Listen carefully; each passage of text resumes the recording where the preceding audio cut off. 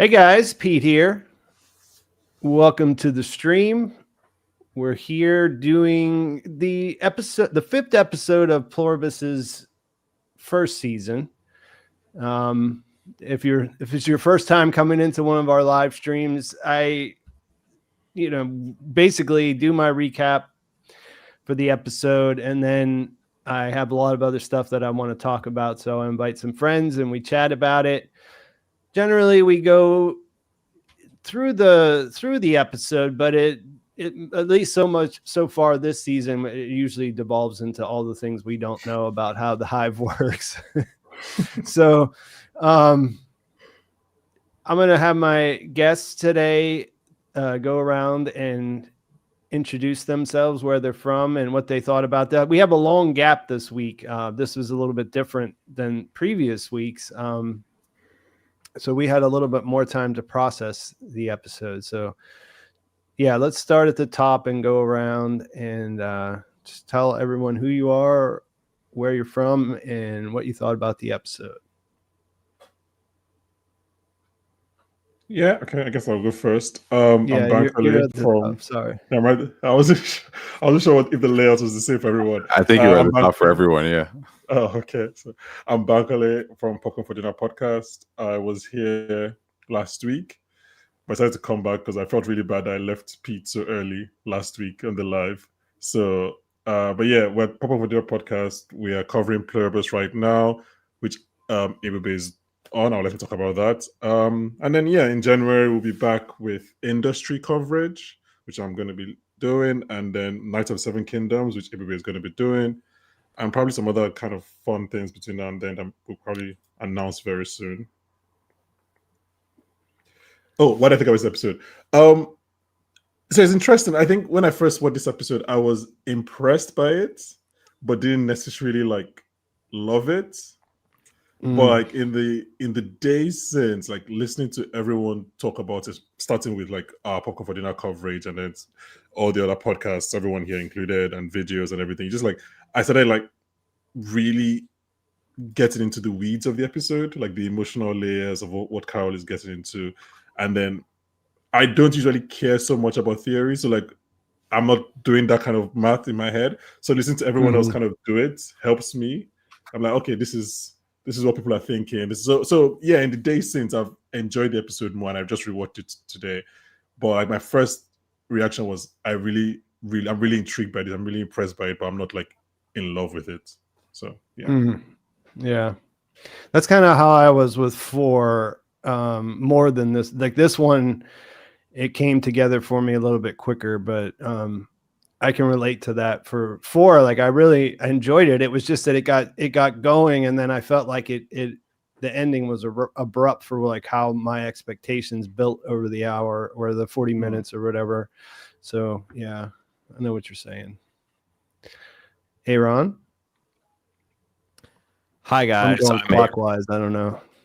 I'm A.ron. I always feel like I'm on the Brady Bunch when I'm on one of these, like, here's the story. Blah, blah, blah. Anyway, I'm from Bald Move, and me and my buddy Jim hang out over there, and we talk about the television shows and movies. Pluribus is being one of them. We're gearing up for Fallout. Night of the Seven Kingdoms early next year. Should be a lot of fun. The Pit. What did I think of this episode? I'm like in Severance mode. I liked every episode. I've liked every episode equally. I've enjoyed them all equally. I actually do think, because like I'm so absorbed in the first watch, because like last week I'm like, well, this is going to have to change the relationship that the Pluribi have with Carol, but I didn't expect them to just like go this like, Carol is now a rod of plutonium, and we as the Pluribi are going to, stand off 30 miles and use remote robots to go in and take care of her. And I'm marveling at this stage at how much it seems like information that Vince Gilligan gives us, but also withholds, or not withholds, but like lets us run to conclusions. Like Carol runs to conclusions. I'm not. And I keep on. I really enjoy looking at this from different perspectives. Like initially, it's like from Carol's perspective, it's like, oh my god, these, I guess the parlance would be snowflakes. They got 7 billion people, and it's just little old me here. And I hurt their fifis, and now they're just going to like pull out of Albuquerque. What the fuck? But then, I look at it from the collective's point of view, and she's kind of uniquely dangerous to them. And they don't understand her. So maybe prudence, since this is a woman who asked for a nuke and maybe they'll have to comply, is maybe we should get 30 miles away from her in case something crazy happens. So I'm just really digging everything on like the character level of Carol. Like I thought that when the wolves came back to dig up Helen, like the visceral horror of that was like, oh my God, you got to do something. Yeah. You can't let that happen. My God. Yeah. That's like the one thing that you can't let stand no matter what. Yeah. But there's 4 or 5 wolves out there and the 9 aren't cutting it. What's she going to, I think it's great. I'm really, really entertained and intrigued by it. And thanks for having me on, Pete. Always a pleasure. Ebube? Okay, so I guess first of all, I am also a part of Popcorn for Dinner, like Bankole, but I happen to be the one on our team who's actually doing Pluribus, like talking about it week to week, along with Chris, who's been here already. I'm sure everyone loves. It's been interesting, actually, not just checking out the show and coming up with kind of an opinion on it that we're going to be sharing every week. But also this idea of following the show while trying to figure out what Carol wants and needs and what, I guess, the Hive, as I like to call them, want and need. And I think for this episode in particular, it was funny to see that they actually have some kind of breaking point / limit / boundary. That was interesting to me because you would think that for people who are willing to give everything, they would have no limit.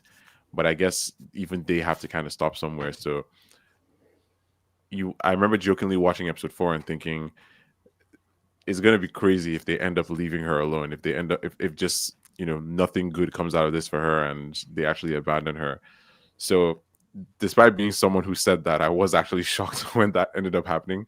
So yeah, it was nice to see her actually enter and, figure out how to do things on her own while kind of failing to do things on her own, fighting off wolves / coyotes. I guess we can debate what those actually were. There's like a whole thing about that.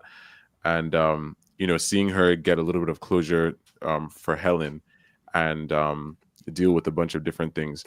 So yeah, it makes a lot of sense to me, but I hope that kind of works out in her favor as we go on, because like the reveal at the end of the episode was actually a lot to deal with. And yeah, I have quite a few thoughts on those. So yeah. Yeah, I thought it was a big surprise because the setup of the transition between the episodes before this one was that, okay, they have to, like, she's really got them in a situation where that they have to do whatever she says. They have to cater to her whims. And yeah, so I was really, I figured it was an option that they could just stay away from her. It's a big planet, but I couldn't really visualize how that would play out. And so I thought that was a nice touch to actually show us that and do it in a way that it made sense. And then bring us, Patrick Fabian, Howard Hamlin's voice to be the guy on the line to tell you about it. As far as I had a couple people tell me that they were coyotes in the comments of my video because I called them wolves. And in the official podcast, they said that they used wolf dogs. That's what they actually are. They're I thought they were small for wolves, but way too big for coyotes. So it's like that's surprised me. They're wolf dogs. Yeah, that's what I thought too. I mean, I didn't know maybe coyotes would look a little bit healthier, but to me, they always looked much smaller than at least the handful of ones I've seen in my lifetime or whatever. But yeah, so we're talking about this exodus, which I think was a lot of fun to see how they showed that play out. One of the things that I thought was a great part of the way they set this up was this this handcuff that she has on her, that it's still on her hand after they separated her and Zosha at the end of the incident in episode 4. And there's a lot of, like, whenever you have an episode that there's not a lot of dialogue, because even in these scenes where we have other characters, they're not talking to Carol like normal. Like, that's pretty apparent right away. There's, it's interesting to see the other things they do to fill that space. And I thought this idea of her having this handcuff on was a great visual gag. And I don't know, there was a couple of other ones, I guess, that will come up as we go. But as far as one of the things that I was thinking about since the episode aired was the idea that how many of these can you do? Like, if you have a TV show, if you're like putting together a TV show like this, and the premise is it's one person against the whole world, basically, how many episodes can you do where it's just the one person? You know what I mean? I mean, one a season. That's what I was kind of thinking of. Like you might be able to do that one per season. A lot of shows would do the episode where one character, I mean, it's not alone, but they'll do one character just goes off on their side quest, right? And they'll do like that one a season. I mean, I think because of the premise of this show, you could probably do like one episode like this a season. I don't think they would. I think as the show grows, there'll be more people for her to talk to. But I think one a season is like realistic, is doable. If you do more than one, I don't know, that's a lot of trust you're giving to the audience, like, and patience to like the casual audience. I don't have racy on stocks. You actually talking about visual gags, and Pete, there's something in like the first 2 seconds I don't think I've seen anyone else mention, is when like they're doing that tracking shot and then there's a child who's like working in the hospital. And I think that's obviously we know by the concept of the show, we know that like children are doing quote unquote adult jobs. But I think that's the first time we're seeing something like that. And I actually just burst out laughing because like it reminded me of like Carol talking about Lakshmi's son, how he's also your prime minister and also your OBGYN. And I was like, oh yeah, this young 12-year-old boy is actually just working in the hospital. Like everything is normal. So I found that quite funny. And I actually do think this is, weirdly, I think this is the funniest episode of the season. At least for me. Oh yeah, for me, I was laughed definitely way more in this episode than any other episode. Oh yeah, the drone, chopping up the garbage. I even like with the police, the handcuff.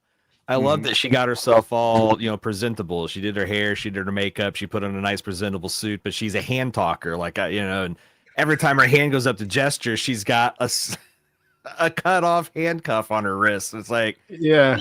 You're not beating the allegations, crazy lady. And then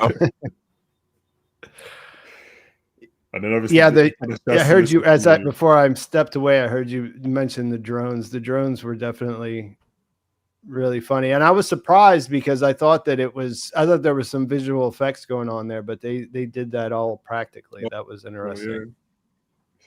Yeah, because even when the first drone was coming for the garbage, I was like, this drone looks like it's going to crash. Well, I was like, it can't crash because the best drone operator in the world is controlling it, right?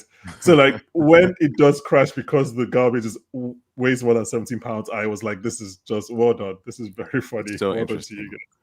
Yeah, you kind of knew because they set it up. It was so specific, 17 pounds. So like you kind of, in retrospect, you were like, yeah, of course. She specifically was not specific, was never going to end well. Like, it's just fantastic how like, her insistence on being like a complete butthead is literally what's moving the story forward, and I just love that. The clothes as well, the serving tray lid that she couldn't get rid of. I really enjoyed that too. Yeah. Pete, was it your video that talked about how it was like a metaphor for like the first thing she rejected from the from the Yeah, hive. that was the first thing that she turned down from I've them. I consumed guess. so many Pluribus content. I can't remember where I get each kind of fact from. Why do you guys think she told the hive to put on the lights? I think she was freaked out. Like, it's one thing to be an adult in like a city or something and be in your bed and you hear like a coyote howl and you're like, ha ha ha ha. It's another thing to be like out when you're camping and you hear those guys like, tune up. And then it's another thing to be the only person in a 30-mile radius and that happens. It's like suddenly it's like, I kind of want civilization back. The reason these things are coming down from the hills is because the people have moved out. So she kind of wants, give me some scarecrows at night, Yeah, it's another one of those. It's another one of those situations like that I thought stood out in the premiere was, she wants something, but then it happens and it's not like that. Like I didn't mean like that. Like leave me alone, but actually don't vacate the entire city so that I'm here and it's super creepy. Like that's right. It's a totally different overkill.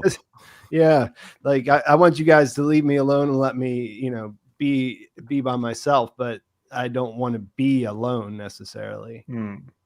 And so that once she discovered that there were wolves outside, then she was just afraid of the dark, basically. Because I think what A.ron said is definitely true. Like it's that that stuff exists, but whenever it's just you and there's no one around to call if something goes wrong, then that definitely changes the way it feels. Or someone in your comments asked if they turned off all the lights in the world. No, I think it was just like the lights in Albuquerque that she asked for. Yeah. I guess like, they maybe do it all around the world and at night if it's under the same premise of conserving energy, but they never really showed that. Found I some. imagine it's like goes around, as the sun sets, it's like on automatic lighting or something. Yeah. Found some cash here. Thank you for the £4.99. What's clear to me is that this is not just normal human minds joined up. How could you have a patient zero otherwise? She wasn't merged with anyone. That's not something that I really ever thought about in that way. Like for me, it was just that she was the first one who had the biological imperative to spread the virus. So it was not a literal hive because I know there's a lot of questions about, well, if the rat was in the hive or the rat was infected, would you know what the rat you can't interpret what a rat thinks. Like they don't think like we do. They don't have like rational thought. So what would you think? Like hungry, need to hide, you know what I mean? Like those, it wouldn't be easy to translate it, I think, but either way, I think for me, whenever I read this, I think the patient zero is just the first human, like the target host that had the biological imperative to spread. And then as they did that, then that's when the hive would actually form. I will say one wrinkle that this brings up is because, a lot of people have said it's creepy how everyone's happy, like in a Brave New World kind of, they shouldn't be, but they are anyway. And I've always like, well, maybe that happiness comes from the fact that you are united with everyone and, you get everybody in a room talking and all that. It's everybody's cool with everybody and, all your insecurities melt away. But that patient zero had that dopey smile on her face from square one and she wasn't connected to nobody. So there is some kind of narcotic. Maybe the smile is from the satisfaction of finally having a purpose, like deeply religious people are sometimes more satisfied by life than secular because, they have a purpose. Living for something specific. Yeah, my agnostic ass thinks the universe doesn't care about anything, and that's scary sometimes. So I think that's just having someone coming down and just having a down to your bones, it's purpose might. Yeah, and I think there is that feeling in all of us. The reason why religion exists, I think, in in a roundabout way is that we do have that. Everyone has that desire to be a part of something bigger than themselves. Like we are social animals. Even I'm pretty introverted, and I don't really care to spend a lot of time around a lot of people necessarily. But I'm thinking about Carol here, like whenever if that wasn't an option, that wouldn't be satisfying either. Like it would feel like something was missing. So yeah, like maybe she just had that feeling that maybe she had a purpose. Maybe she just had that feeling that she's finally connected to something that's bigger than her normal existence of coming in here and gassing all these rats and whatever. That's true. Her job did suck. Yeah. It's kind of a cool job in as far as the hierarchy of like, it's kind of an important job. It feels like you're doing something more than just like going to work and pushing paper around or something. But at the same time, like a big part of your job is euthanizing test subjects and things like that. So that can't be that much fun. But even along those lines, I wonder if I don't think they've ever used the word happy, have they? I know they said they want Carol to be happy. I wonder if maybe they're just at peace. Like they have no worries and like no anxieties, as opposed to like the actual emotion of happiness. So like that just makes them. They usually say like that how wonderful this is and things like that. They don't ever really say that we're happy necessarily. Yeah. So I think it's just like a thing of like, if you have no worries, your base level will be okay, like cool, like nice, like zen. So that's probably where the happiness, which is kind of like a narcotic effect if you think about it. Oh, this is definitely a drug. This is definitely like a lysogenic virus, but make it pharmaceutical. Yeah, like that's why I think that people enjoy illicit substances, is because they make them feel like that. Like, yeah, everything's terrible, but it still feels pretty good. Yeah. And also, let me ask you guys: if Carol could poll everyone, rest of the world who is in this hive right now, how many do you think would want to stay like in the hive? If you could poll the real people, as like, you've been a member of this hive for a week, do you consent to stay in this hive or do you want to come out? That's a really interesting question. Well, I think that depends on if people coming out of the hive and to hear this question in the first place will have memory of actually being in the hive. Yeah, I'm saying, let's assume they do. As it's like, you've experienced it for a week. Do you want to continue with this, or do you want to gain your individuality? I think we'll be surprised at how many people will say they want to continue, because I think like I feel like that one girl on the plane, right? 90% plus. Yeah, like, everyone fronts like, I don't want to be in a collective, but when you start thinking about like all the benefits, peaceful and content, and how you would never feel like you're in danger, because like, how would you even trick somebody in this environment, and also how would you hurt someone, because you'd literally be hurting yourself. So it's like, and obviously they're safe. They're turning off all the lights. They don't have any crime. Like, I feel like I don't know what the experience of merge, but I do know what it feels like to be with my best friends and my family when I'm, like on the holidays or whatever. And like when it's going like that, I'd never want it to end, and without the crazy emotional bullshit that can get in the way of life, it might just be good times forever. Yes. I don't know. I'm not pro hive mind. I'm just saying I'm trying to keep my mind open to what it boils down, I guess. Yeah, like whether, like once. Oh, go ahead. Sorry. I was saying it boils down, I guess, to whether or not people value their individuality more than their safety and contentment. It's like, would you choose all the contentment in the world if it meant you could no longer be an individual? Right. And I think what's interesting about the way that question is framed initially is that no one would sign up for this. But in the situation we have right now, these people have experienced it one way or the other. Like, so if the experience is good, then I think a lot of them would actually stay. I think that they would. So I'm also not pro hive. I should make that clear. But I don't know if we can say no one would sign up for this.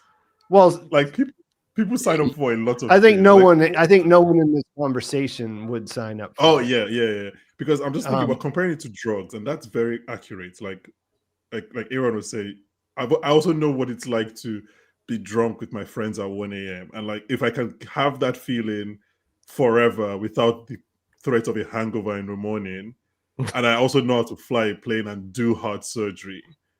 Yeah. Do I like it? It's not Right. that straightforward. But are you the one who knows those things? Yeah, if it But feels I'm like having feeling 2 it. drinks and not ever getting carried away or not ever getting Yeah, you're at that right feeling ever spot where wearing you get, off or yeah. ever, like that does sound like it might be hard to give up. Like I said, So, once like, you're I'm already looking in, at- once you're already in and that line's already crossed, I think it might be So harder to I had leave. I had an interesting idea along these lines. I explored my podcast, and it's I don't have any evidence for it. It's just kind of a thought experiment. This milk substance that it seems like the hive might be dependent on. We know that the hive is seemingly a very high-minded like collective. They don't like to they don't like to violate people's autonomy, and they respect everybody's individuality, except for the whole biological imperative thing. But I thought it'd be interesting if like they can't help but spreading themselves, but if that drink is like some kind of voluntary re-upping, like the individual is conscious that they have to keep drinking this to maintain connection to the hive. And if they continue to drink it, it's like they continue to subscribe to the hive service, and nobody has stopped subscribing to this point, so everyone's all good. Like I just want, like I said, no evidence at all, but I think that'd be interesting way for them to be like, we're ultra ethical, and also our biological imperatives to run roughshod over entire species. But that's the end of the show. Just like Carol, go to bed. Like because what are you fighting for now? Everybody that's here is voluntarily doing it. So that's the only reason I see that, because that would be a very that would be the biggest moral wrinkle you could throw into the show. If because the one argument apart from individuality is like consent. So if you're saying that they're consenting to it, then okay, then Carol just has to go to bed and watch Golden Girls, because there's nothing to fight for anymore. Yeah, well, that's one of the things that I've also been thinking about in between episodes was this thing, and in the notes I put it down as like, do the other people even think about Carol? Because we had Lakshmi show up in this episode, and she obviously was upset about the crying incident, but Carol spent so much time in this episode making these recordings to send to them, and I just wonder, like, she's obviously thinking about the other people who are unjoined because she wants to save the world or whatever, but I wonder if they do think about her in that same way. I kind of feel like they're just caught up with their lives, and it doesn't really, she's not really on their mind in the same way they are in hers. Yeah, I actually wonder, specifically with Lakshmi, there's a part of me that's like, what if there was something going? I mean, I really do hope we get backstories and such for all of these people, but I'm wondering if there was something going on in Lakshmi's life that she really doesn't want to get back to, that's making her grateful for the way the world is right now, genuinely, because she is a little bit too protective of the current state of things. Carol definitely wants to save the world, but people like Lakshmi and the others, they clearly don't think the world needs saving, which is fine. I mean, we're going to see what Kumba Diabate is doing in Vegas next week, so I'm pretty sure he's having a ball. But then you have Lakshmi, who's content to just sit here with her son, living her life, even though she knows for a fact that her son is only just somewhere in there, and she's actually talking to everyone on the planet all at the same time. So I don't know if this is one of those things where people are asking ChatGPT, hey, so you're going to be my boyfriend for the week or my girlfriend for the week, or that kind of thing, and they're building some kind of rapport with it and giving it a role to play. And this hive that is in the shape of Ravi has been tasked with basically just being Ravi to just Lakshmi.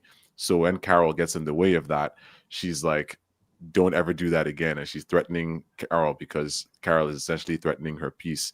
So I feel like there's some kind of balance there where Carol can only save the world with the help of these people if they agree with her in the first place. And unfortunately, they don't, especially Lakshmi. I thought it was a nice touch that they had him eating a bowl of ice cream. Exactly. We actually have a question here about Lakshmi too, so let me pull that up while we're on the topic. Do you think we could see? This is Ed Scishands. Thank you for the $5. Do you think we could see Lakshmi's son break from the hive in some Get Out moment where the son pleads to save him and it changes Lakshmi's mind? What do you guys think about that? Yeah, like I feel like almost anyone's mind would be changed if their beloved son emerged from the waking nightmare of the hive mind and said, "Save me!" Yeah, that would be new information that would come to light. That's Yeah. a good idea. Like, imagine if everybody who's actually in the hive is actually in there somewhere, kind of like trying to get out, but they can't get out because the hive is louder than them, which is drawing a lot of comparisons to Gen V in my mind that I can't even start getting into. But yeah, That's the whole thing. It's like if you know, a lot of people see the hive mind as a lot of different ways, and it's like you can see it as like it's like an acid, you know, that Right. your individuality goes in there, it's dissolved and broken down, and all that's used is just soup in there now, right? You can also see it as like I am me, and the Pete's Pete, and Bankoli's Bankoli, but now we can automatically, and it's just like the way if we all three went out to go decide what to eat, you know, we would end the night at one restaurant, and there wouldn't be one person just fuming, be like, "Oh, my rights aren't being respected. I wanted pizza, and these two guys wanted tacos with a bunch of assholes." So it could just be that they're all just in agreement, and any disagreement just gets kind of like, "Oh yeah, I see your point. I don't care that much. You care way more about me," and you just get. And then there is the like Get Out scenario where like there is you there that's locked in your body, and you're seeing, you know, the hive mind there's all kinds of different layers, and some of it is not exactly nightmare fuel, you know. And I feel like every time I try to talk about like the other thing where it's like maybe it's just people being 100% honest, 100% understanding the other's opinion, and 100% understanding where their passion's coming from and where theirs is, and that just makes everything all right. And they're like, "No, that can't be it. Can't be. It's got to be the acid thing." You know, I was like, "Oh, maybe." Oh, that's the other thing. I was like, I want to also defend my stupid milk idea, the subscription model, because people are like, "Well, that would just be the show." I think it's like, what has Vince Gilligan done in all of his shows but show a person who's kind of like likable, but they've got, you know, a problem with themselves, you know, they're too meek or whatever, they like scamming people, but then they turn into monsters. Like, what if Carol is so wrapped up in her self justification of saving humanity that, like, what if the show makes it very clear that everyone in humanity is still in there? It's just the kind of like utopian Star Trek psychic world, and she still won't believe it and does everything she can to destroy, and maybe even succeeds in destroying that, and it's like a tragedy. I mean, I'm saying it's like, just because it turns out that everyone's chill at the hive wouldn't mean that the story's tension would be over. Yeah, there's ways it could go for sure. I do feel like that's a potential route, is that she does. I mean, because what happens if she is successful? Because it's not the kind of victory where, okay, well, everything's back to the normal, so everything is good. Like, back to normal is not good necessarily. You know what I mean? Like, back to normal. That's why these stories are interesting, because humanity is flawed, and we do a bunch of crazy things that is very hard to justify or even make sense of. Like, you know, like a lot of the things that you read about in history and you see people do to other people in everyday life. Like, it's just, it's hard to comprehend, and it's hard to come up for reasons why those kinds of things need saving. You know what I mean? So Yeah. So Silver Scale brought up another thing with the Lakshmi situation. If it's a Soylent Green situation, what's Lakshmi going to do when she realizes her son has been munching on her grandpa? And that's a pretty personal thing. Because one of the things with the ending here is that they made it sure that Carol saved Helen. Helen's not in the milk. You know what I mean? But Lakshmi's grandfather, on the other hand, like we don't know how that went, but I mean, we can assume that they took the bodies the way they I took actually think she'd be fine with it. Wow. She'd be fine with it. Wait, are we doing the Soylent Green thing now? Is this like? I was going to say, we can put it. We can come back to it, but just in this case, do you think? I mean, Ebube seems pretty confident. Yeah, I mean, just if I was going to write a straight up answer to the question, I think that she'd probably be okay because she's just so protective of the situation, like I said earlier. Yeah, I mean, the grandfather died already. She yelled at Carol, but she wasn't mourning the grandfather. She was just like, dude, you killed my grandfather. Don't do that again. I'm not really 100% sure on because she's Indian. I'm not 100% sure on the what they would do with the body, generally speaking. Like, true. I'm thinking since they believe in reincarnation, that it might not be the same. Right? What's that? I thought they cremate and scatter the ashes.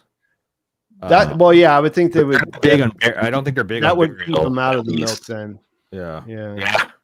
But you're asking, would the hive respect that religious custom? I say no. Yeah. You think they wouldn't? I mean, they gave her Helen. They let her roll with Helen. Well, yeah, because she was there to say, but if Lakshmi was passed out or incapacitated because of the wreck and she wasn't there, I don't know. Giving her Helen was trying to make her happy. It was the hive would respect the the religious observances of all these different people around the world. I don't know. Maybe everyone just believes. Whatever. However I many. I agree. What's the world's most numerous religion? That's the new religion of Earth. I agree with A.ron. I think if Lakshmi asked directly to do something with the body, they would listen to her. But the hive very loose with consent. Remember when Carol was like, "I didn't tell you to get to my house," and they're like, "You nodded absently." It was like, you just said yourself that I nodded absently. I was 100%. Somewhere else mentally. So they're very, very loose with consent. So I think that's the insidious thing about them. Like, a lot of people are convinced that they're you can't trust them, or that they're lying. The whole thing is a lie. That doesn't make a lot of sense to me, story wise. Because if they're all connected, then the idea of deception is just different. That's sort of like a 3-body problem thing too, right? Yeah. If you know what people think, you don't need to learn how to lie, because it's just not a skill that comes up. You know what I mean? Like, people know what's going on inside your brain. They don't how would that even be applicable, right? So I don't think that they're lying, but I do think that their biological imperative puts them in a situation where they will take advantage of things if it furthers what they're trying to do, which is assimilate everyone. So that's sort of the way they lie by omission. We know that as well. And I think that makes sense for the reason that they don't want to hurt people, but it also could be something they could use to their advantage as well. It can be two things, Let's see here. We got another question. I do want to get into Carol a little bit before we get into the ending, though. That's why I kind of put on the brakes on that, because I mean, I think that's what everyone's been thinking about, but I think there's a lot of stuff with Carol here that it makes sense to go over before we get into all of that. This is also Carnivore today. Thank you for the 5 top options under the tarp. Lab Grown Meat, 2013 Pete Pepper's Christmas Sweater, a Nick Cage Homunculus, a Justin Bieber CD, and Bubbles the Monkey. All right, so Pete, those are what's What the an law? assortment. Yeah, Pete, what's the law? What's the Christmas sweater law? I don't know this law. Yeah, I am not. I do not have any. This is all speculation. I do not have any. I don't have any embarrassing Christmas sweaters in my personal history. Okay, That's just- just that's an A.ron thing. A.ron is into news. that sort of thing. This is true. I almost wore one of my Christmas Hawaiians tonight. Yeah, I wondered if you might, Wow. because I know you take the season a lot more seriously than I do. I haven't decorated studio. I was going to do that this week because our first kind of live holiday event is this Friday. So I wasn't. So when does Christmas start for you, A.ron? Christmas actually started for me like 2 weeks ago because we had tickets. Before Thanksgiving. Got it. Okay. Well, no. Hey, I'm a Thanksgiving purist, but Thanksgiving came real late in this year, and also my wife got tickets to the Trans-Siberian Orchestra, and the only time they're in the city was November the 15th. So we're like, since Christmas here is so short, we're gonna have the Trans-Siberian Orchestra concert mark the start of Christmas, and that was kind of like the kickoff. So haven't put the tree up yet. So Yeah. The house is decorated. Yeah, I know you said earlier that you agreed with kind of my stance on theories. We all look at theories though, and Mhm. one that I to get us back into the Carol territory, one that I saw pop up quite a bit was this idea that they're not the way that whenever she talked to, I don't know why I'm having trouble getting this out, but whenever she asked the nurse, she said she's going to be fine when she talks about Zosha. Do you guys think there's anything going on there? You think that's an actual? I think maybe not, just because when Robert Bailey Jr.'s character, DHL guy, was first talking to Carol in the hospital, he did go ahead and say Zosha will be fine, referring to Zosha as kind That's of good. the Yeah. individual that you care about, even though it's one of us, the conduit of us that is your quote unquote chaperone is going to be fine.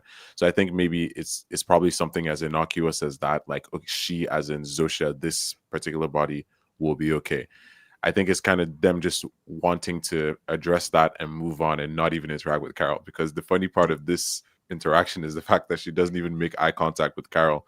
She's just like Also, she the way just her turns face around. changes Yeah, when the face Carol change is asks a crazy. question. Yeah, It's like like- she immediately becomes irritated once Carol starts talking. Yeah, and the and guy they all outside do that, reverses and eyes. I love that detail in this episode because it's the entire hive, it's the entire Oh, world yeah, that literally. feels that way about interacting with Carol. Yeah, because it's like it's almost, and also like if you take that deeper, it's almost as if they don't want to say we're gonna be fine, because from their perspective, it's like, no, we are not fine. We're going Yeah, to go they to actually are fall not. asleep. This part of Yeah. us will be, but we're not okay with you. We Yeah. actually So, need some space. When I saw this theory on Twitter, I actually did really like it because it was something like I didn't catch it the first time I watched it. It's one of those knee-jerk kind of things where you're like, oh, that is interesting. But then when and it you could think be a it through, I considered it, yeah. But then, Yeah. on rewatch, I was like, I think they're just talking about the physical body of Mhm. Zosha. Her, like, she will be fine. I don't think they're talking about like her mentally, like. So that was kind of where I ended up. I just like, it's just they're just talking about Zosha in particular. That's what they said she. But it was one of those clues where you're like, oh, actually, that's what they were saying an episode later. So, but yeah, I ended up being like, in nah, that just same, I guess in that same thing, have you guys seen the no theory? no. Anybody? Does that ring a No, bell no. for anyone? What is the what's the no-no Well, part? whenever Zosha was under the influence of the truth serum, the only thing that she really got out was no. But there's a protein in the human body called the no protein, which if you look that up, and I didn't Oh, wow. personally, so I can't say, but if you look it up, it could be the answer. She could have actually been answering her that was the way that you can stop the virus is by something biological. I don't buy it, but it's a good theory. Yeah, it's in that same kind of vein where you're like, oh, well, that's interesting. But then whenever you think about it some more, you're like, well, would they really do that? Like, would the whole entire series rest on this reveal, like them saying it out loud first and then us going, oh, isn't that clever? Probably not, No. Especially since I think okay, quick hands up if you think that there is actually pre-existing, easy to pull off or pull off by Carol and the other 12 people way to reverse the change of the hive mind. All right. Okay. We got one. Oh, wow. Am I the only one? I mean, that I can't. I don't know if I can just do a yes or no on that. Yeah. I think there is something. I don't know if it's complicated easy to pull off, but I think there is a thing. Are you guys okay? So like, are you like 50-50? Because I'm like 90-10 that there isn't a way that like Carol has wildly made assumptions about them and how they have to talk to her, and I feel like Zusha would have said so though. She would have said if that wasn't the case. Why? Because we know there's all kinds of exceptions in her biological imperative. So them not being because she didn't say I can't answer yes or no questions. She said I can't answer your questions about that topic. It's like I feel like there's a variety of things that she could say that like how could you reverse this? I can't tell you this. What what is the? Can you hand me all the research on? I think there's a lot of things they wouldn't give her. But I could be wrong. I mean, I think that there is I think that if there was a simple solution that they would not be able, like it would sort of be like, Courtney was talking last week about the Asimovian conflicts within the, within the, like the laws, how they do that. So if we were talking about their hierarchy of their, what's important is their biological imperative. So if something was going to, if telling her something, like if they have to tell her everything, but the thing that they would tell her would actually threaten their biological imperative, then serve the imperative. The imperative would come out on top.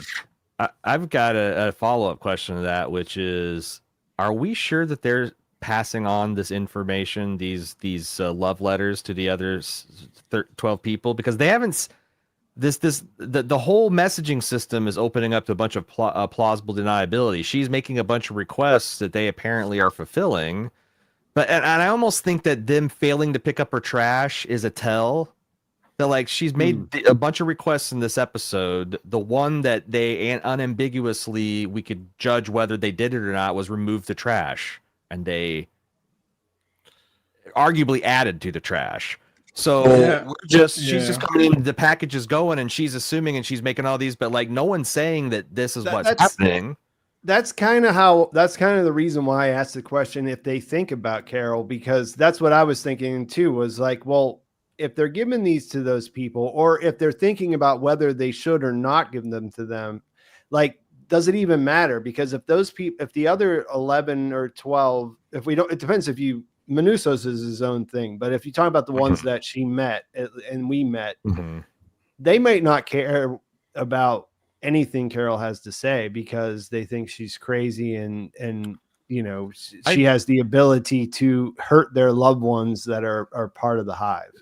I do think that some of those people, although I guess that the thing is all of them were alone. There was not like a husband and wife, because I was thinking, man, it'd just be natural to be like, after you meet a person like Carol, even if you think she's crazy, you're home with your spouse or your friend, you're like, I just keep thinking about what if she is right and these people are all trapped or whatever. But like they don't have those relationships. Their loved ones are hive members, so there would be no one to have that conversation with. So maybe they don't think about her. All the English speakers except Diabate want to be part of the hive. Remember, like they said, they want to be part. They can't wait for them to find the anti-cure, whatever you call it. So they probably don't so I don't really think they're just waiting. They're counting down the days. Same thing with Lakshmi. They're counting down the days till they get to be part of the hive. So I think if anything, her real hope is with the non-English speakers because those are the ones we haven't met yet. Mm-hmm. I wonder how the individual of Lakshmi's son is feeling about the day his mom comes in, because like as a teenager or a young boy, like that would be the last thing you would want to happen if you joined the hive mind, was for your mom to join too. You know? Well, It's like apparently it's like this one wants it. constant open door in your room, just like Yeah. I guess It's it like helps if you're every the same secret, person. every personal thought you ever had is just right on blast for mom. Oh my god. No, That would be it. That would be a very yeah. strange feeling to have A.ron's point, I did find it very interesting. I don't know if this is the hive being passive aggressive again, that they didn't pick up the trash after like he hit the flagpole, like they left it there. I mean, maybe I did wonder about that. I guess they're far You away. think, okay, so you think that in a normal situation they would have like sent another drone so Send Carol could another try drone. again? Yeah, Well, but yeah. Send I guess it depends on the cart or a ladder or something, you know? Yeah, I guess it depends on what that was trying to tell us. You know, like I think it was trying to on one level just show us how the lengths they'll go to not to interact with Carol. Like they're not going to they're not going to leave a couple of people nearby that could just swoop in on the scene and fix that. Like it would take it would take an effort to remove that, because they're really making a physical space in between themselves and Carol at this point. But it could be it could turn out to be something else. It could be a hint that there's more you know, they're not really doing what they're doing. I just don't understand like how that would benefit them, or I guess we'll see. In that case, Carol did personally- not ask for it, right? So she asked for the trash to be taken out.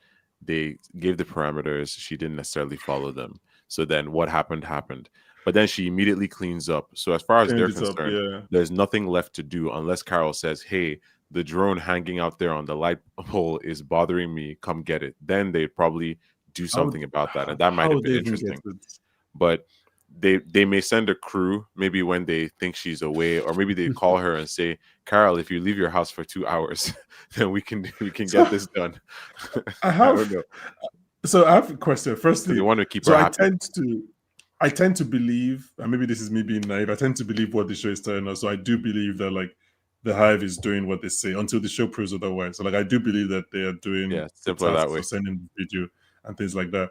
But then I also just do wonder, like, you know how we're talking about like the get out situation, or there's somebody in the back of your head, like your real person. When Carol asks for her sprouts to be restocked, it's like there a guy in the car, like, I can't believe I'm driving this car to go restock a sprout, but my biological imperative makes me do this. Like, I just like what are their real inner voices saying? I generally just think it's like one person that has like a lot of bodies, but then again, it's not really one person, right? Because that's more like, and I said this on the podcast this week, that if we see it as one person, that's basically like Unity from Rick and Morty. Whereas this instead is something a little bit different, where it's like there is an actual collective, and in everything they do and everything they refer to themselves as, they are a collective. But so rather than seeing them as one person with like, you know, 7+ billion bodies, this is kind of like all the bodies coming together and having one mind, kind of like, I don't know, kind of like computers accessing the internet, maybe, but without the individuality. For sure.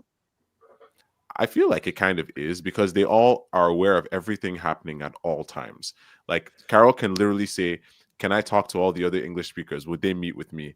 And Zosha can zone out for like 10 seconds and come back with an answer, because all the other Zoshas all around the world have asked the question.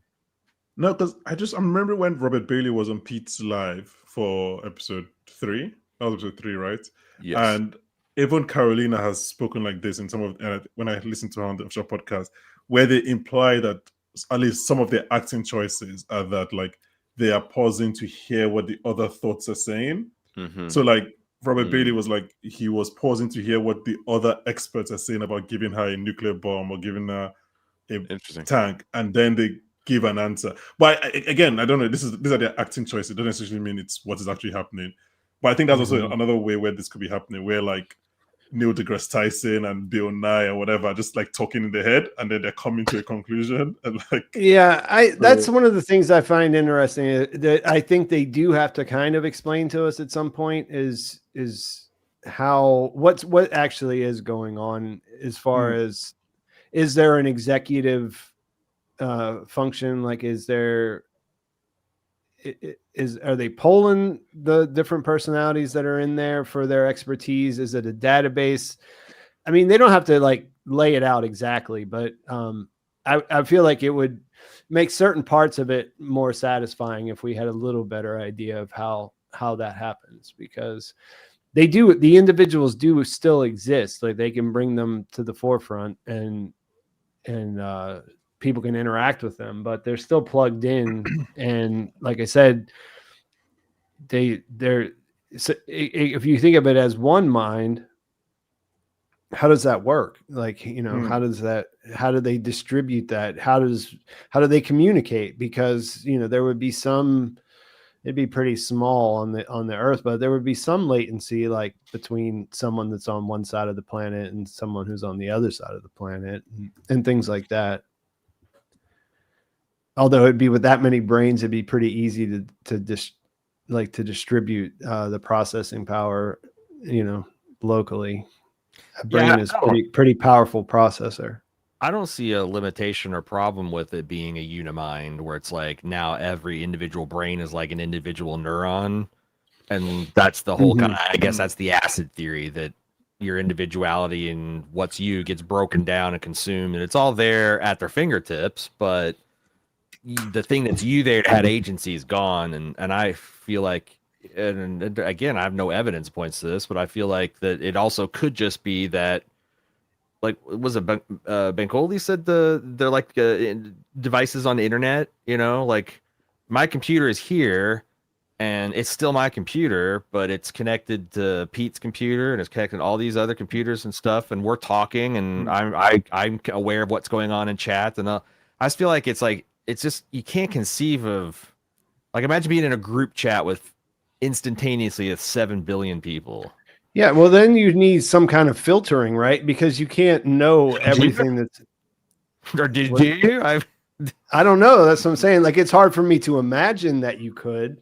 It's hard to imagine that everything could coexist at the same time. But obviously, that's happening on some level. Yeah, I'm with you though. I think they should kind of lay it out at some point, or they probably won't ever lay it out. We'll probably just get more and more information. And one of the reasons we're so far in the dark is because Carol has no interest in just asking questions to ask questions. She is directly like, how can I weaponize something against you?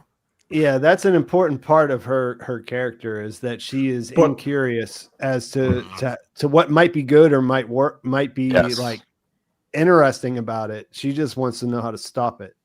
So all the information that she takes in from them is like, how can I use this to make this not exist anymore? I also think this episode was important in that regard, because I think this is, obviously this never ends. Anyone who's gone through this knows. But like, in terms of a storytelling point of view, I think this is kind of the end of Carol's grieving. Like, she was finally actually able to grieve properly in this episode. She's been holding herself back from intentionally, I think. Yes, and I think now will probably have a clearer eye on the issue at hand. Like, a lot of the things she was doing in the first 5 episodes were distractions from having to deal with Helen, right? I think, but now this whole day of labor of love, of building a grave for her, designing a beautiful tombstone, all of that stuff gives her the chance to now be curious, as you're saying, Pete. I do think cleared. Yes, I think this is going to be. I don't think that she will be completely past it, but I think that it will. No, you can't. Functionally, it won't be like it won't be like stopping her from being able to move forward like a regular person at this point. Like, she definitely crossed. She definitely crossed into the other side, or whatever you would call it. And I really loved, that's one of the things that I really liked about this episode, was the way that they used the score and the sound. There was a lot of big shifts in the way that the episode, like came together, you know, like because of the fact that she's by herself the whole time.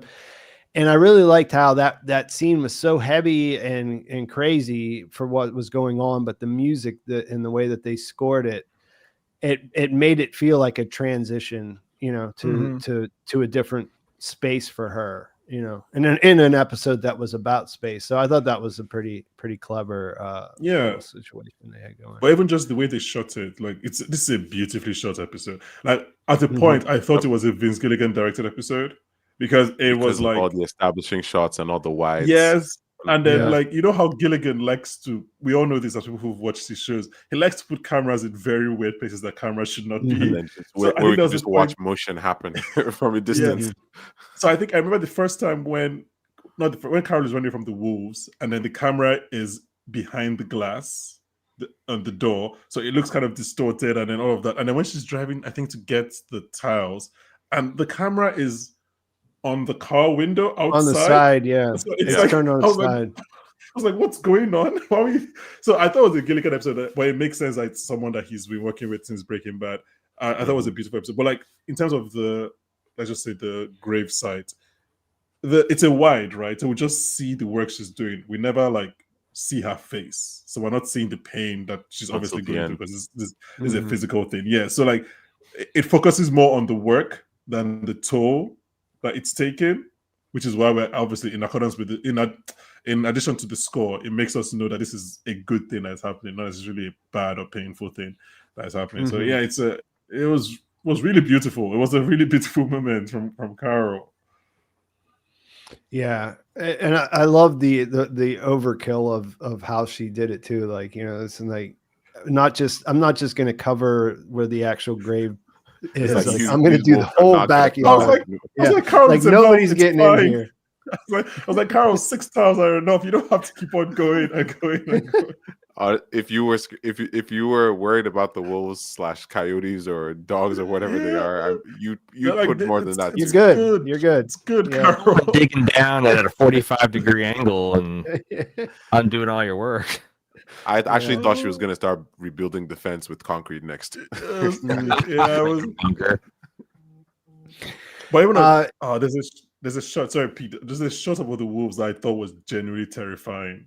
It's when they're like coming into Helen's grave, and we see them just like stalking and then jumping over the fence. I was so afraid. I was like, "This is a horror just movie straight now?" over the fence. Like it's not even. It was effortless. Yeah. I was like, You would think that the last house, like in the cul-de-sac, like would have some kind of protection from the literal wilderness behind, but I guess not. Yeah. I guess the wolves never come there when there are human beings around. So, and that's actually why I thought maybe Carol wanted the lights back on. It's like, okay, I think so. Yeah, I think if there's evidence of like human activity or electricity or whatever, then maybe the wildlife will kind of be more inclined to stay away to some degree. Yeah, I put up this question now. Ed's his hands for he's talking about this. I just because I don't know. Like I know I heard them talk about this the reason that he has that is because he couldn't do the Paraguayan accent, the actor. Have you guys heard of anything? So on the official podcast, they made it seem like they wanted that aspect, that there's something particular. Yeah, that they wanted to give him some person backstory. From Colombia, an outsider. They wanted him to be an outsider. Yeah, that's right. Exactly. Yeah. And he didn't know other things that were be out of place in Paraguay, like like a parlor game. I can't remember what it was. Particular drinks and stuff. That he's kind of an alien living in that. In that work on his part, but they decided to kind of build story out of it. Yeah, because people have taken it to seem like they changed it because he couldn't do the accent, which is not what I got from that episode. It was that they did it, and then he realized, was like, oh, thank God, because I couldn't do a Paraguay accent if you asked me to, or I've had to quit. But then they had already written it that he was a Colombian in Paraguay, and then he read the script and was like, oh, okay, this is good. So I hope that answers your question. Ed says hands. Yeah, and I did want to bring him up briefly here before we move on, just because I was I've been a little bit surprised that he hasn't made another appearance yet. why do you suppose that they introduced him where they did, and then kind of backburnered that? I mean, do you guys see a good reason to do it that way? Or it's just like breaking episodes. You're like, well, we got the cold open here. It'll fit. So let's do it here. I think that it would be, I think like, yeah, the other question it's like, when would it be a great time in the last episode to break to just what he's doing down in Paraguay? Because to me, the next logical thing to do with him is for him to make contact with Carol, but he will not even accept food and drink from, much less ask them to hook him up with Carol. You know, So I think what he's going to do is try to do some back channel figuring out where this, because the other thing is he thinks she's Turkish too. If you saw what he wrote down, he's like, Carol is Turka? Like, a lot of people called me on that, saying that I was wrong in that he was writing it down as name does sound like Turka. Yeah, Carol the Turk. But I don't know. Like, if you look at the paper, like, did no one in the production team look at the paper and the way that it was written down? Is like that what I'm supposed to accept? Because they give you a shot of the notebook and the way he wrote it down, and there's a space in between the two words. No, but what does she say on the phone? I'm Carol. My name is Carol Esturka. No, I'm Carol Sturka because her last name is Sturka. Yeah, what did he hear? Oh, yeah. No, Sturka. Yeah, because I think you're from correct. His perspective is like Carol is Turkish or something. In Spanish. Like, you look at it from a Spanish point of view. Yeah. Plus, she's speaking very also, I think he clocked the fact that she's not a Spanish speaker. So, exactly. It's like, what if she is Turkish and she is trying to, like, I'm, yo soy Carol Esturka. Yeah, I don't know. I just thought the angle of him, just the misunderstanding was fun for me, because it was just like he's there completely isolated and he's trying to do his own investigation, and then just one little misinterpretation could put that in a wholly different direction. I think the next interaction we'll see from him, and unless there's something else, is like I feel like that you'll see scenes of people leaving like these packages outside his door, like, and he'll see it's from he'll probably go to tear it up. It'll see it's from Carol Esturka. If they are copying and doing this stuff, and then like he'll figure out, you'll probably see him watching it, and then he might get serious about contacting her. But because I don't know how people are talking about, like, I mean, I think we've all seen the trailers. I don't think that's really something you would consider like hard spoilers at this point. I mean, there are shots of him outside of his little like his little hideout, his job site or whatever in the thing. And some people are saying that he'll show up in Vegas. I mean, I guess that's possible, but I don't know how that would materialize organically. I think he would need to speak to the hive to do that. Yeah, and I kind of don't think he's going to speak to them directly, or if he does speak to them, I don't think he's going to believe anything. He would believe anything that they say or trust what they say. I think it's more likely that he'll just drive off or whatever, you know what I mean? Just try to go in search of her if that's what he wants to do, or if he doesn't already have a plan that is unconnected from her. Yeah, Pete, to your earlier question about why we haven't seen him yet, I really do think, and not to double down on this point, I do think we're going to look back on this season, and it's really going to be like 5 is going to be the halfway point. Like 5 is going to be 1 to 5 is going to be Carol's grief, and then 6, 7, 8, 9 is going to be like everything changes. Okay, yes, let's get to work, kind of thing. I think it might have made sense to see Manusa's before she did the videos, but I do think he's gonna watch her videos to kind of trust her. Someone like Diabate, we haven't seen him since 2, because I think again it's been all about Carol and all of this Helen stuff. So, and now I see him in episode 6. So I do think I think he'll probably appear in 2 out of the last 4 episodes at least. This is Manusa's, by the way. So yeah. I don't know if we're going to see them both in the same episode, but I do imagine in the next 2 episodes we'll see both of those people. I mean, the thumbnail of the next one already kind of points it in the direction of Diabate, but she's going to there's going to be other people. It's not just going to be Carol from here on out. That would make total sense. I like, what do you, if just off the top of your heads, what do you think? She goes to Diabate and she says, "Hey, they're eating people." What do you think his from what we know of this character, what do you think his reaction is going to be? Because he's the most interesting one to me because of the fact that he's got cool stuff because the world changed the way that it did. I think you know what I mean? Like he would have to give all that stuff up to get on her team. I think he says that explains why I had the best pork of my life yesterday. I don't think he doesn't say what he give, but I don't know. He's pretty genteel on the surface. You know, yeah, he seems like a good person. Yeah, I'm not saying he's bad. Like I'm a good person, and like if in this situation, if I had the hive mind being like, hey, you know, we got all these dead people, and they're fresh, and it's the only meat that we're willing to serve you. It's got no mad cow, nothing. Do you want to try? You know, I'd fucking try it. Okay. Should we do this now? Person. So no, yeah, I'm just saying, should we do this now because of that, but we keep bringing up this soil and green thing. Should we just have the conversation now? Yeah, I think we're at the point where we can get into the end. So are we all agreed that they're eating people? Is that like a general consensus? I've got a couple things it could be if it's not.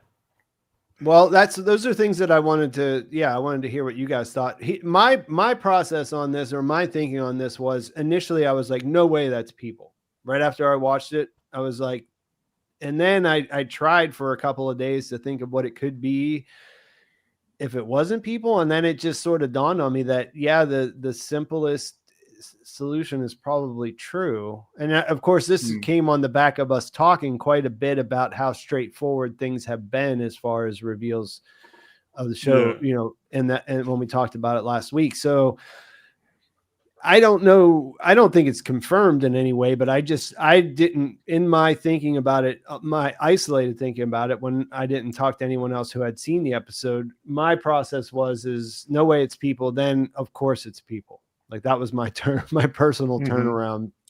And so like, that's where it left me, was that this is definitely there. I don't know. I can't explain the pause in her thought or her being able to see it, you know, like there was that period of time where she's not sure what she's looking at. Maybe there, you know, like I had it written down. Her reaction was confusion or disbelief, then recognition, and then horror. And the horror part is the part that is the most important here, because I don't know what else you could see there that would make sense in the context of the way it's presented and give her that reaction if it's not people. Like I know people are saying, well, it's her eggs, it's you know, it's this, it's that. None of that stuff makes sense to be in the local Sprouts. It's not Sprouts, but you know what I mean, like the local food that they put away. It's either a kind of food, someone she knows, or people, you know what I mean? Like, something that would be personal to her or people. And so I think it's got to be people. Something that has to do with actual, life, something that was living. And I agree with you kind of along those lines, because when we say people, it could mean a bunch of things. It could be like dead adults. It could be like bones, skeletons of stuff. I think it could possibly also be maybe something a little less, maybe something more mild, but still a bit jarring, like animals, because we don't really see a lot of animals in the show, I noticed. And then something that might be mild, but is probably the most jarring, babies, because we don't really see any infants or small children at all. I think I said what I said on the podcast this week was something along the lines of we don't really see children smaller than those capable to push the cart at a hospital, because everybody who is capable of contributing to the effort, the economy of the hive, so to speak, is able-bodied and working. Even the non-able-bodied people are there. Like, we do see people in wheelchairs at the hospital and they get moved. But anybody who would kind of be considered maybe like not fit for service or an invalid or whatever the case may be. Maybe it's those. And then there's also the question of assuming someone like, say, Zosha turns into someone like that who can't recover, does that person then give themselves up for the good of everyone else? Because one thing to remember here is, assuming it is people or any of these things I've just called out, these guys have said very explicitly they don't kill. So if anything that was living is now dead in that tarp, how did it die? Was it already on the verge of death? Is this something that kind of just like decayed somehow? Was it consuming the liquid that did it? Like, it could be a whole bunch of things, actually. So yeah, I mean, I guess let's try to organize our thoughts here, because there's quite a few things I see people mentioning in the comments, and one of them is there's Zosha underneath there, and I don't think I'm not sure about that one. Yeah, because I think the horror of realizing it was a dead body would come before the recognition that it's a dead body that you're familiar with. Like, I don't think she would be like, and then be like, oh, well, now I care because it's someone I know. You know what I mean? Like, the other practical problem Like with her mom, Zosha, maybe? the other practical problem with Zosha is, like, why would the hive mind? So Zosha dies between Carol. Yeah, after Carol takes a nap, and while she's napping, she dies in those instants. While they're hightailing it out of Albuquerque, they decide to just ditch her body at the food thing that they probably are not going to come back to. Like it's I think it's really a very interesting idea, but I think Ebube kind of covered everything. Like, it's babies or children or pets and animals or the unfit or Can are we thinking like whole bodies? Because, like, if you saw the body from like a certain angle, you might not be able to tell what it was at first, and then maybe while you're going, that's a big piece of meat, and then as you're sort of getting your focus, you realize, wait, that's a human piece of meat. Dismembered, that's crazy. I'm thinking, like, someone in our comments swore they saw joints. I guess if watching Dexter before taught me anything, that you would, I guess, cut them into manageable pieces, probably, if you were going to move them around. Like, moving bodies as full manageable is crazy work. Full-blown body. Like, even if you're not disposing of them, if you're just trying to store them, it might make sense to chop bodies up rather than throwing them on. I mean, they don't even like throw cows or chicken. Like, they chop up all the stuff. It's like, you don't. That's what I'm saying. So she wouldn't be seeing maybe like an intact human body that looks like a human body on first glance. Can I say theory that is definitely not true, but it came to my head on rewatch, and now I have to just say it just to like cleanse myself of this thought. And shout out to Christine Jelly Bean in these comments, because like they also had the same thought, and I want us to all be demented together. What if it's Helen under the top? But that would mean that they went and robbed Helen's body from the grave backyard when she was in like. Where was she in Spain? There's no way. It's not. It's not the case. But I just had to say. I would say that the chances are not zero. Like, there's a non-zero. It's like 0.5. It's like 0.5%. It's infant. This is stressful to think about. It would definitely change my whole thinking about what the show is and what it's about if they did that. Like. That would be shocking. I don't think it works from a writing point of view, because like I said, these 5 episodes were for her grief.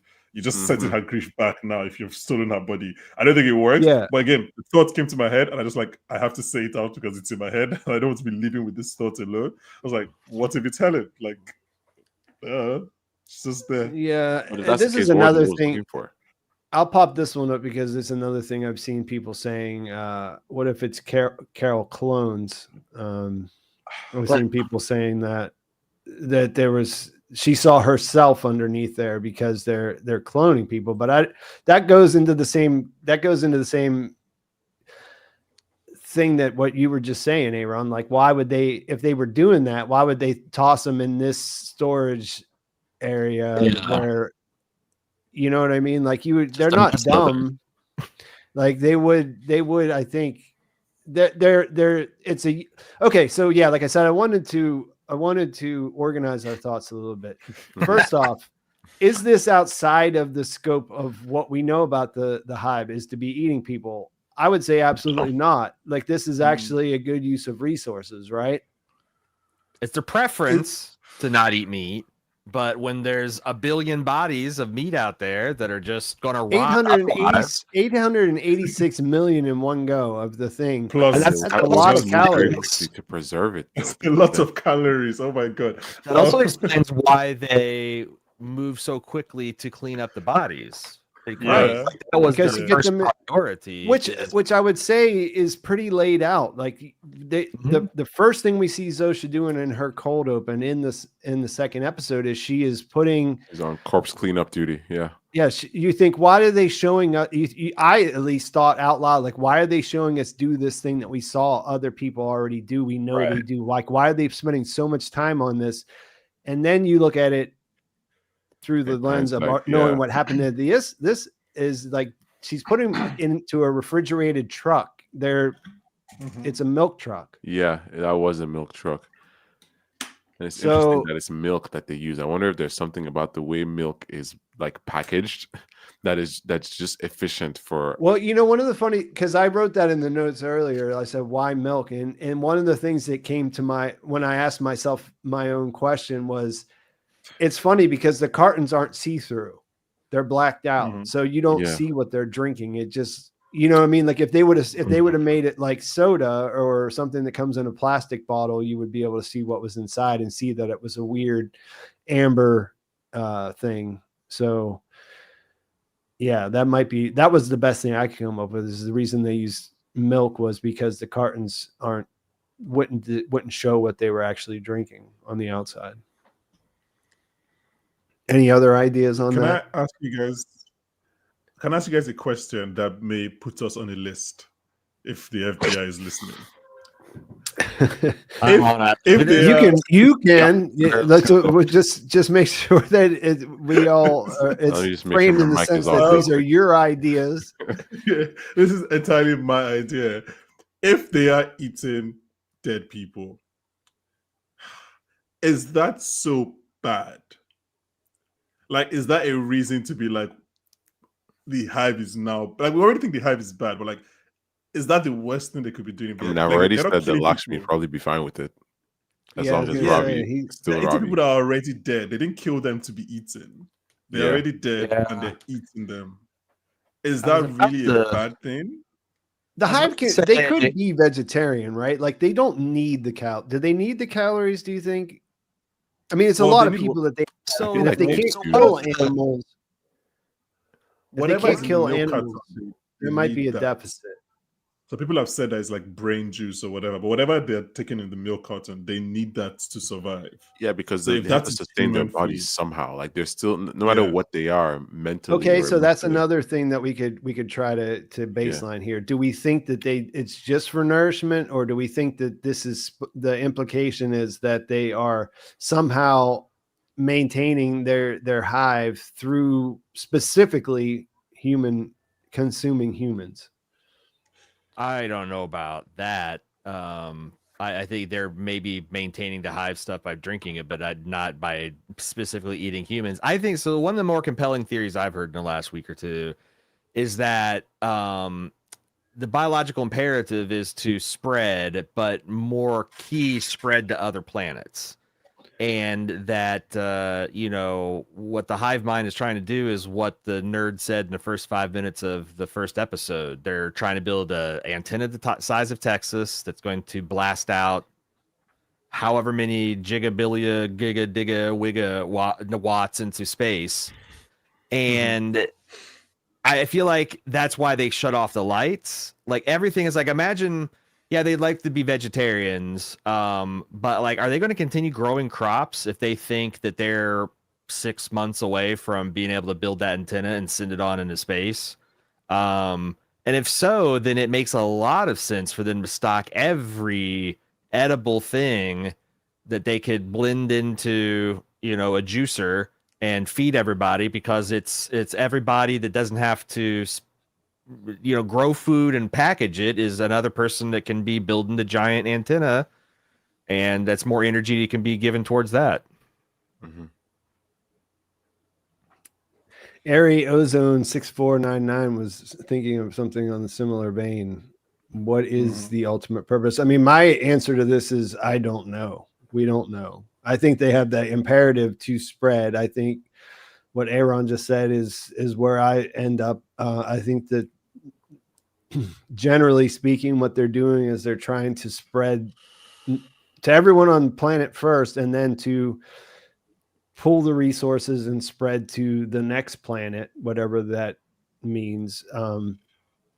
I don't think that they're in contact directly with the Other planet civilization that created them, because that just causes some issues with faster than light travel, and there's nothing that's led me to believe that that's something that the show is delving into. I mean, sort of the idea behind sending a signal is that they can have this, they can make this happen at a distance where they can't actually travel.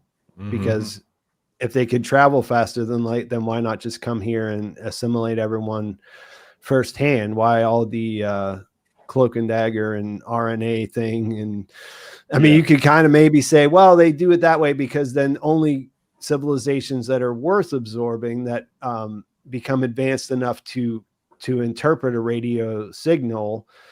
Okay, that's maybe a thing. And I know a popular theory is that people think that, well, this is just the first thing, as they send this first, so then they can get you to be completely passive. You can't kill, you can't do this, you can't do that. Everyone's happy. So when you come, then you can just take over the planet. But I think what makes the most sense to me on the information we have is that that's all it is. It's just a self-replicating virus that will take over here, then it will try to spread to the next place where it can take over. The thing that's like, I think, chilling about it being a biological imperative, and like this is almost an evolutionary reproductive strategy, is that evolution doesn't give a crap about what happens to you after you reproduce. That's one of the reasons human bodies start breaking down in their 30s, is because presumably you've already spread your seed if you were going to do it, and so it does. Why you've already done that? So like, I think it's interesting to think about that into a planetary scale. Is if evolution doesn't care about what happens after the reproduction happens. That means that the hive mind might not necessarily have humanity's long-term benefit in mind. Like once we can scrape together enough resources to build the antenna and send out the signal, maybe we just all starve with smiles on our faces because, we've done our job. Yeah, I mentioned it a little while ago, and I've been thinking about it in the back of my mind since, was this idea of a calorie deficit. Like, I don't know enough about it to say one way or the other, but I wonder if it's even possible to, like, if you don't kill, can you keep 7 billion people alive? Like, is that even possible, do you think? I'm not sure, because I mean, there are vegetarians in the world. I know, So but you can even have- at that scale, is there a 6-month supply for every man, woman, and presumably child on Earth to eat without doing any other labor other than just gathering and shipping it? Yeah, seems unlikely, right? That's the I question. mean, if they're willing to eat every single canned food item of That's true. My every God, military ration, all of that kind of stuff, But then how long would 6 that months last? might be doable based on the reserves. I mean, you think that every nation would have some sort of reserves. On the other hand, sometimes I feel like we're joking or fooling ourselves about that, because I remember the week or like the days after like COVID became kind of real and how quickly shelves emptied, and that's just like, I mean, I'm sure it's extra consumption, but like, Yeah. a neighborhood can easily wipe out a store of all of its like consumable stuff or nearly, and that's not a hive mind directing the efficiency of it. It's just people kind of panicking. Why can't they keep on making more?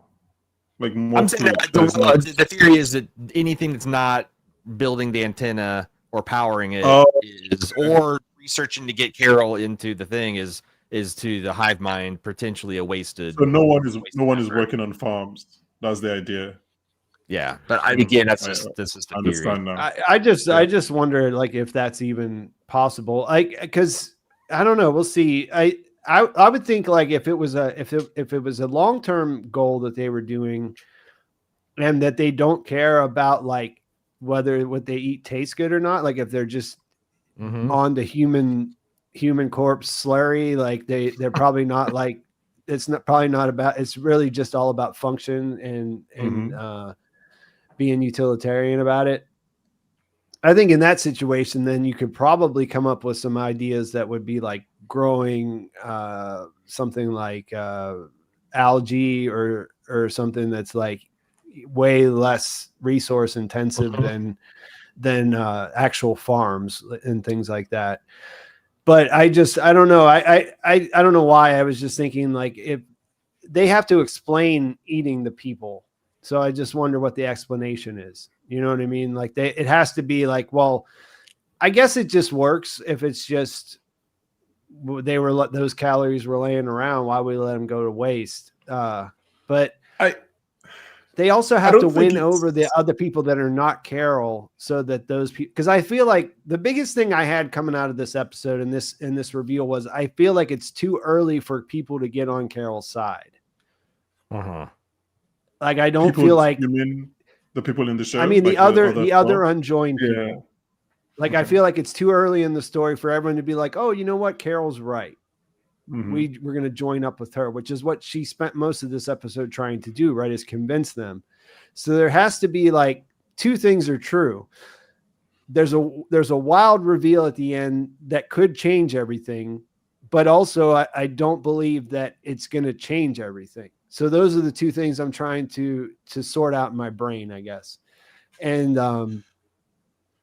yeah, so I was just wondering if there's like I wonder if they can actually keep it going or what the deal is, but I guess we'll find out next week. I wanted to bring this one up because I tried to get back to this a second ago because I saw that this user was asked about the domestic pets at the beginning, and I wanted to ask you guys what you thought, but I didn't get around to it. They said, they did the super chat. So thank you for the 5. Where are all the domestic pets the hive freed or released? Surely we would have seen a few roaming around and scrounging for food, but we haven't.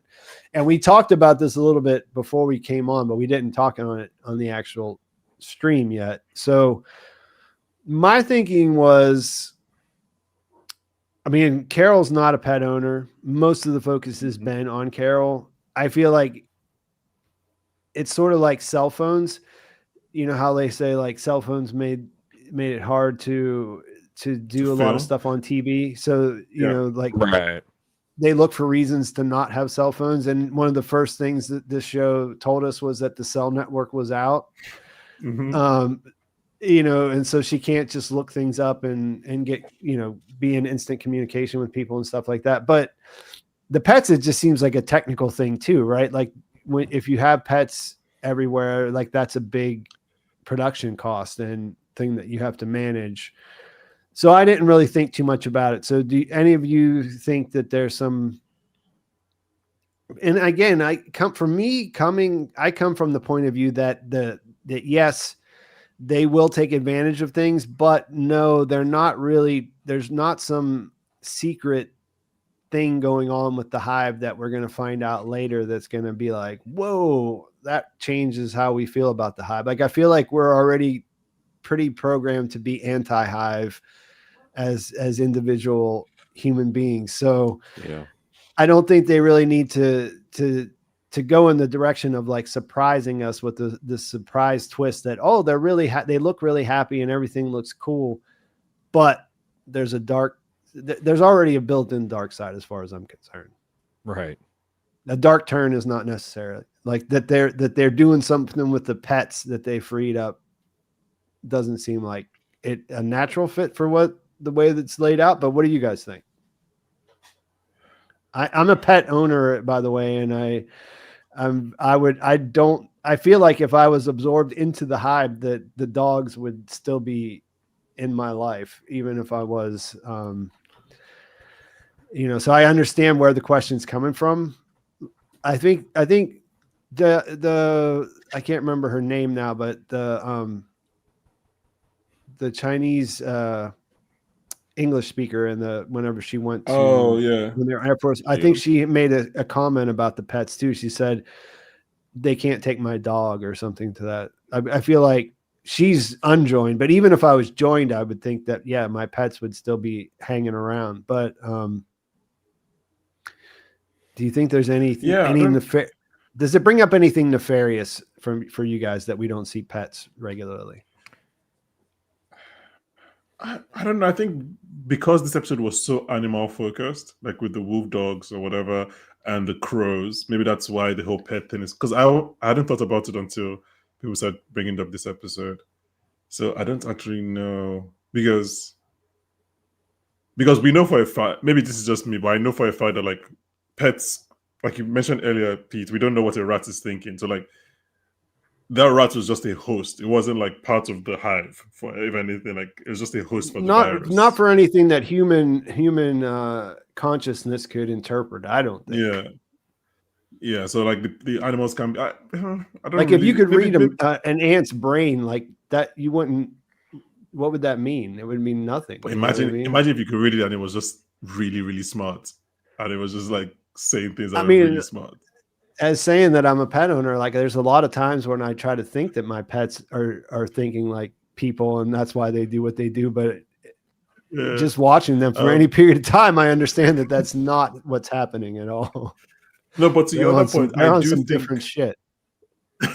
I do think there's a dark turn for the hive. At the very least, at the season finale, I think there's something that it's gonna, because they've written right now so far. They've written the hive to even killed. Like I know we all say that we're anti-hive or whatever, but like in terms of the writing, it's fairly balanced. And so 5 out of 6 English speakers want to join. So I think there'll have to be something that like tips the balance by the season finale. And potentially convinces other people, yeah. This is a little bit off topic, but it's not possible because 2711 wants to know what if someone gets pregnant. Like I assume that they just have a baby. I don't think they would do this somehow. I don't think they would do the steps before getting pregnant unless they were like running out of people in the world. Like they wouldn't do this. I think an efficient hive would. I think an efficient hive would, because they don't become. There's not some kind of anti-aging thing, or they don't become eternal when they become a part of the hive. So they do need to, like, if they're thinking long term, like if it's not just as short term as what A.ron was saying earlier, like long enough to build the antenna. If they're trying to think of anything long term, you have to have new workers to replace the old. Like that's pretty basic necessity for any organized society, is that new people take place of the people that fall out of the workforce. Yeah, they have 10-year-olds, and they also only need 2 people for this. I guess maybe for manual labor you need more than that, because there's going to be actual. They might not enjoy sex the way that we do. They shouldn't. That doesn't really jive with what you would think about it. But I think they would still do it. Yeah. I think it's like very far down the to-do list. I don't think it's like something they're doing it within the first 5 years.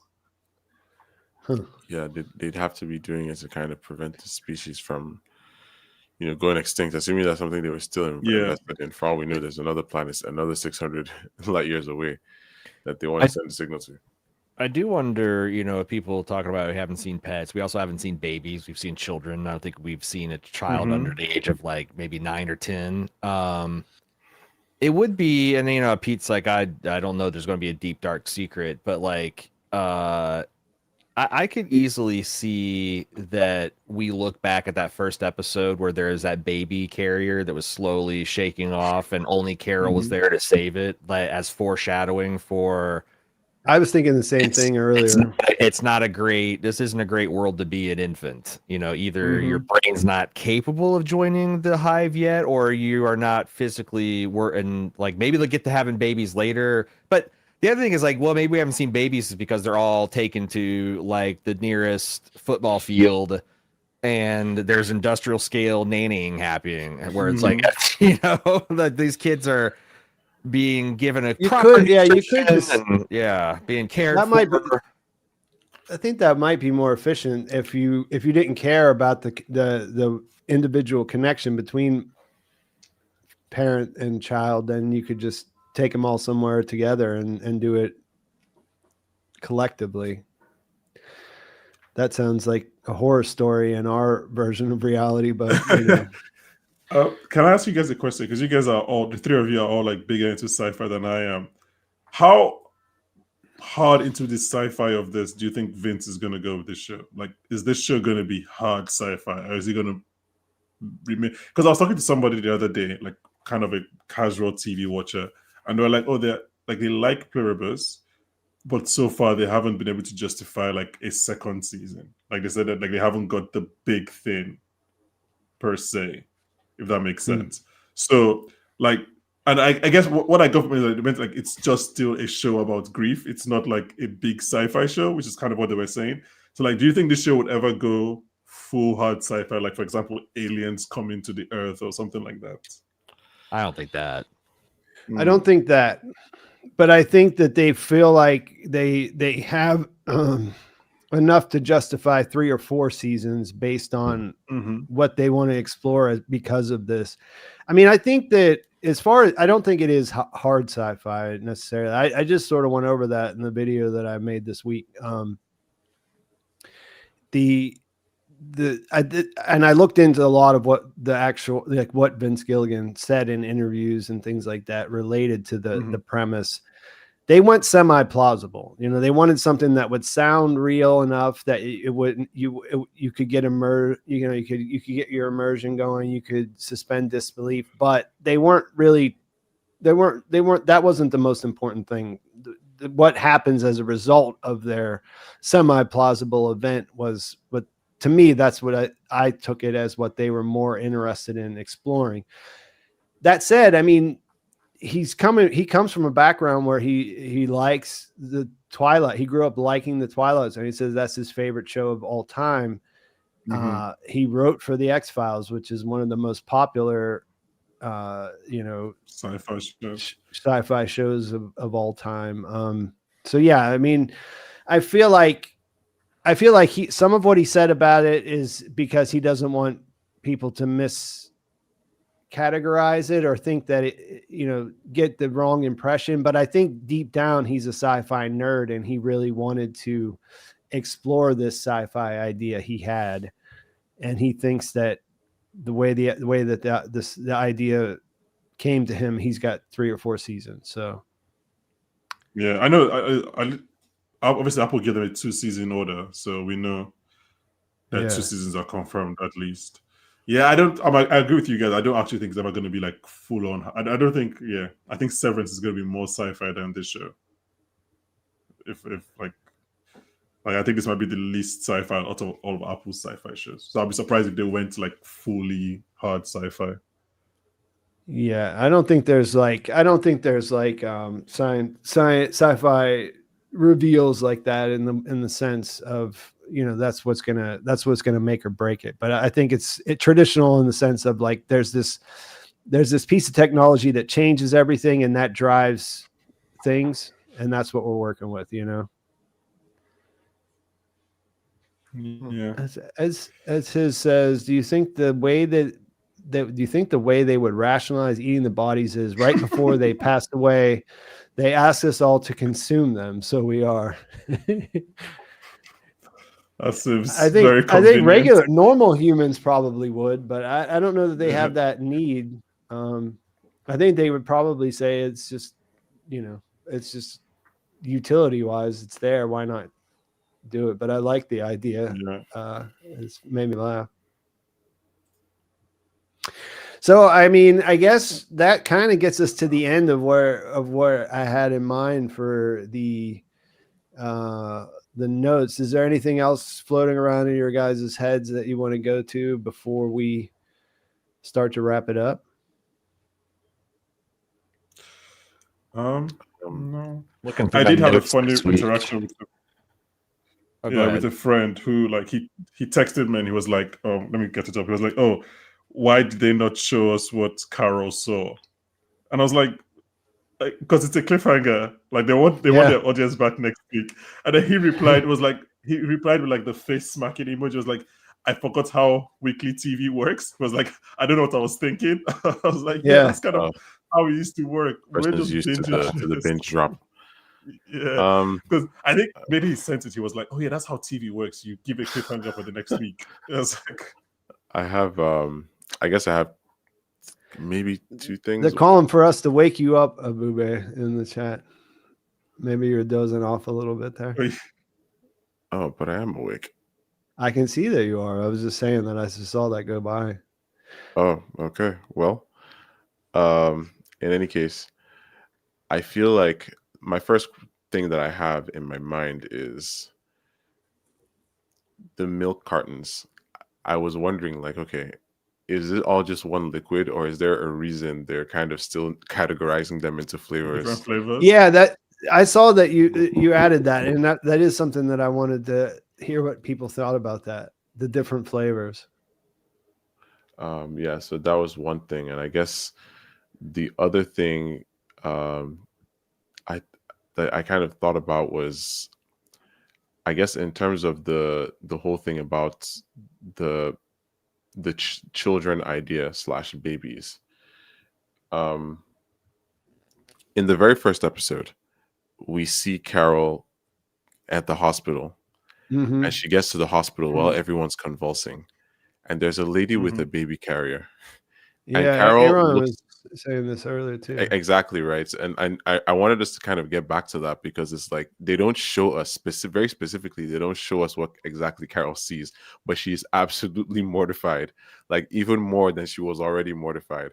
So I'm wondering if that was kind of like in all that chaos, like a little bit of foreshadowing to thinking back to the live streams, like I think it was just me and Jim on the first one, and I think he made the same point. And I thought of it at the time it was just like, it's horrible to see that happening to a child, because anything you see happen to a child is just way worse than seeing it happen to an adult. You know what I mean? Like if they were just shaking, if you saw a baby shaking, that would be horrible. Like, let alone like her mom is not really paying attention, so she's close to falling off the edge or whatever.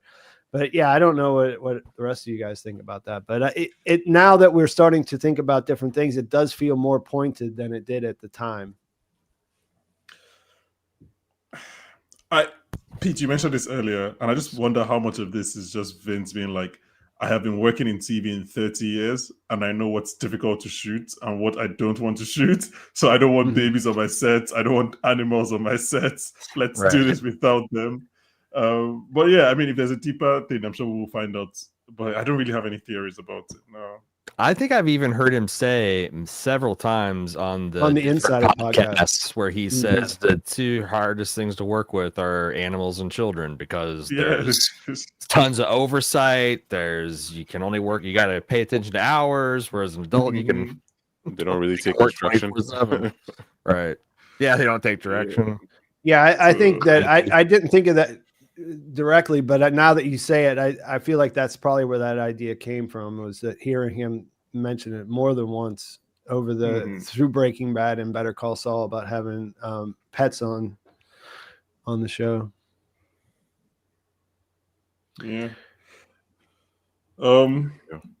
So I mean, you guys, at least A.ron, you live in America. Is it possible to drive from New Mexico to Las Vegas? Is that like a day drive? Oh, yeah. It's an easy drive.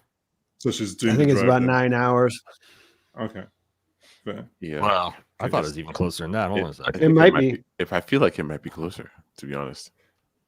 But I guess we can. So she's definitely in Vegas next week. It's not like a Diabate episode or anything. I feel like she's there. It's about 8 hours to go right from Albuquerque to LA. Or I mean, Las Vegas. I So, believe with no speed limits too. She's got a police car, so she can go like that's no speed limits, no traffic. she can go No like traffic, no 110 miles per obstacles. hour the entire way, flat out. Like Oh, I've God. actually been thinking about, the fact that it's been just a week and she's just been driving around all these different cars, and I've been wondering when's she gonna get gas. But every time I'm thinking when's she gonna get gas, she gets a new car because Yes. the first one got left behind, my- the second one got blown up, and now she's driving the police car. But we know that police car makes it to Vegas because we've Makes seen it the to teaser, Vegas, yeah. right? So I feel like that's gonna happen this week. I think she's gonna try and tell someone what she found. She knows that Lakshmi's not gonna listen. And I feel like the fact that she goes to Vegas might also mean that she hasn't gotten any responses from any of the people that she's been sending videos to. So she's like, okay, I need to see somebody. And Diabate just happens to be the one guy that she knows where he is. Yeah, he told her. It's the same thing. It's sort of like you're talking about the baby carrier. That was pretty like saying that he's going to go there because of Elvis. It seemed like just a throwaway detail at the time, but it's actually he was telling her where she's at and where he's at. Yeah. Like she knows exactly, not even just the city, hotel, she knows exactly which hotel he's staying at. One of the other things I was thinking about, obviously the countdown's there to remind us this, but like not a lot of time has passed in this entire season to this point. It's been a week, 8 days. Yeah. It's pretty crazy to think about. Like, I feel like if she goes to Las Vegas, like she could go to Las Vegas and be back in Albuquerque, and still not a lot of time has passed as far as, since the event happened. Yeah. Which is why I think everybody's being so harsh. Like, I would not be asking important questions in the first 8 days. I would either be really sad or I'll be in my bed, like eating ice cream and watching. Like, I'm not going to be asking the important questions. I would need to process things. Like, can we all just be calm and I would definitely have been more curious than Carol, as far as if they were saying we can tell you anything, I'd be like, well, tell me how this works. Tell me what this means. That's something that also something that I think, I don't know if you guys mentioned it, and when was it? But the show has shown that like the hive is growing and learning, so that could be something as well. Like they're smarter than they were 7 days ago, so that could be something that I think that I've heard them say that the cast has said that about them for sure, that they're kind of like a kid and they're getting more experience as time goes on. That was something that was that was really funny in the previous episode when she's like, do you know more about it? And she's like, yeah, actually we do. We have a much better understanding now. And I was like, oh, good, we're going to find out. And then Carol's like, nah, like, how do I stop it? I don't care. Zosha was so excited to share this new information. Face just dropped. It's glowing. Like, oh, I can't tell you that. Yeah. Oh my god! Zosha and her facts. It's so interesting. Do you actually? I guess I have a question for you guys. Do you think telling Carol the mechanics of how they work is something they view as an existential threat? And if so, is that because it is inherently an existential threat to talk about it, or because they're just scared that Carol will do something with the information? Yeah, she's their number one up. Like they know, like she like it's like telling your biggest enemy how to defeat you. Like like they can tell Lakshmi, but they know they tell Carol, like you're giving her the blueprints to the Death Star. Like what were you doing? Right. Oh my goodness, man! Because like just this idea that because every time it just keeps going back to that biological imperative, and it's like telling Carol anything is literally the opposite of what is good for them, and that's just funny to me, to be honest. I'm looking forward to like seeing more of those explanations once everything comes into play, because it's so funny. Because what if other people like Diabate maybe has actually been told because they trust that he's not going to do anything? Yeah, they let the cat. I'm sure they know more than Carol. Yeah, because like Carol is she was barely asking questions. Then when she started asking questions, she was doing it in a way that was just like dangerous to the hive. Yeah. So yeah, and I know people were actually wondering if animals were part of the hive too. But then after all the activity with the grave scavengers this week, people kind of don't seem to be thinking that anymore, because they know because they knew that doing anything to Helen's grave would upset Carol. You can tell that I haven't been podcasting about Pluribus because I have so many questions to you guys. So can I ask you guys a question to like kind of wrap this up, if that's all we're doing? Which is more selfish? Getting the hive to fully stock a Sprouts for you, or getting them to fully function a casino for you, which is probably what Diabate has done. Like, there's probably a fully working casino, and he's the only one doing anything because He's the rest are like in his own mini Westworld filled with hosts. I've seen the picture. I saw the scene from. That's an interesting question, and I didn't really think about it. I saw the scene in the trailer, and it does look like there's a party going on. And when you first see that, you're thinking, you don't really know that there's the Abate is the only person there who's not in the hive. So now that that to recontextualize that, those people are there only for his pleasure. Like that's solely. I've thought about that from the trailer. Just for his entertainment, right? Like none of those people are there because they're enjoying a party. They're not there because they want to gamble. Yeah, like as far as I remember it, I didn't go back and rewatch it recently, but the way I remember it, it looked like it was like a real party that was happening, and I didn't realize it was in Las Vegas at the time, I guess. But they have to. They would have to. Picture, what is more selfish in that situation? I don't know, but I think it's funny that you would, that both of those people wouldn't see it as particularly selfish to have them going all out in that way. I think probably, I guess as far as manpower, it's probably Diabate because I think it's Diabate. Yeah, but I think. Did you say it was Sprouts? I did say it might be Sprouts. I think the hive may have. But Sprouts is in and out. It's like you do it. They were done an hour. Sure, but like it's the principle of it. We're talking about selfishness, right? They can bring her whatever she wants, but she's like, stock this grocery store with a whole bunch of things that are gonna decay before I ever even get to them. So that I can get like just so I'm not even a little bit inconvenienced. I thought the hive had gone to A.ron's grid over there. Oh, my stupid. He was sent. That's what he was doing with his phone. He was sending them a text. I want all the lights back on right now. That's right. Let's look into Howard Hamlin.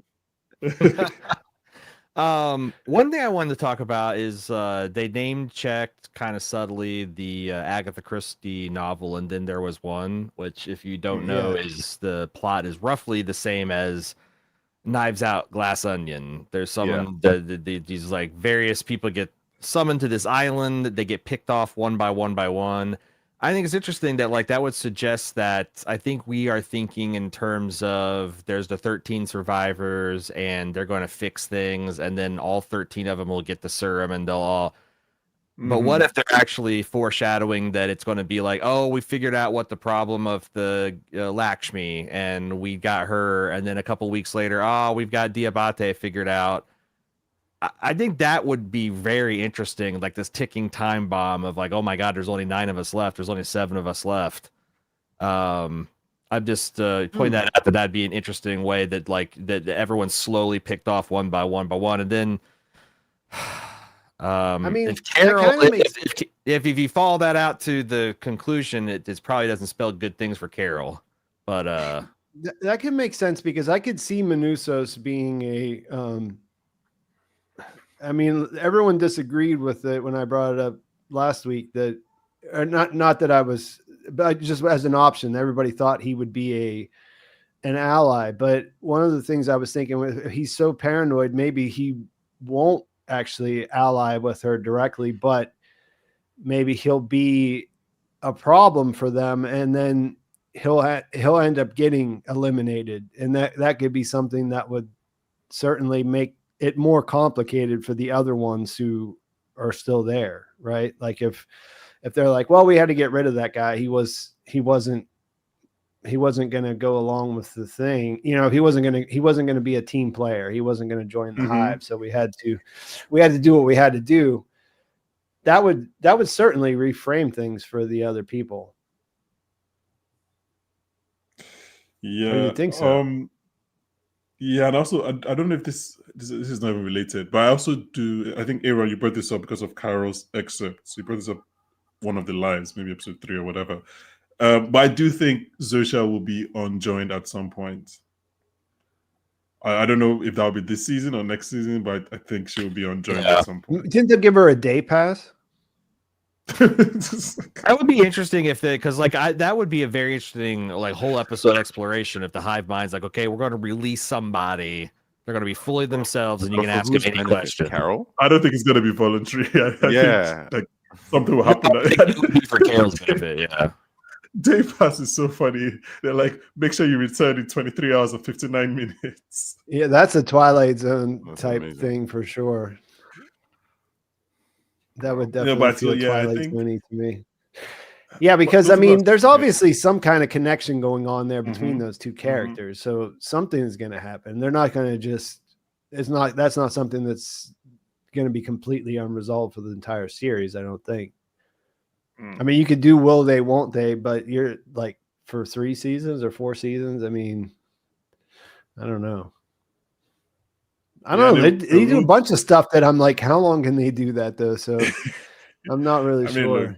Look, if we're gonna trust anyone, but also you can't do a will they, won't they if like both parties don't like each other at some point. Because Zosha does not like Carol romantically right now because she doesn't have the ability to do that.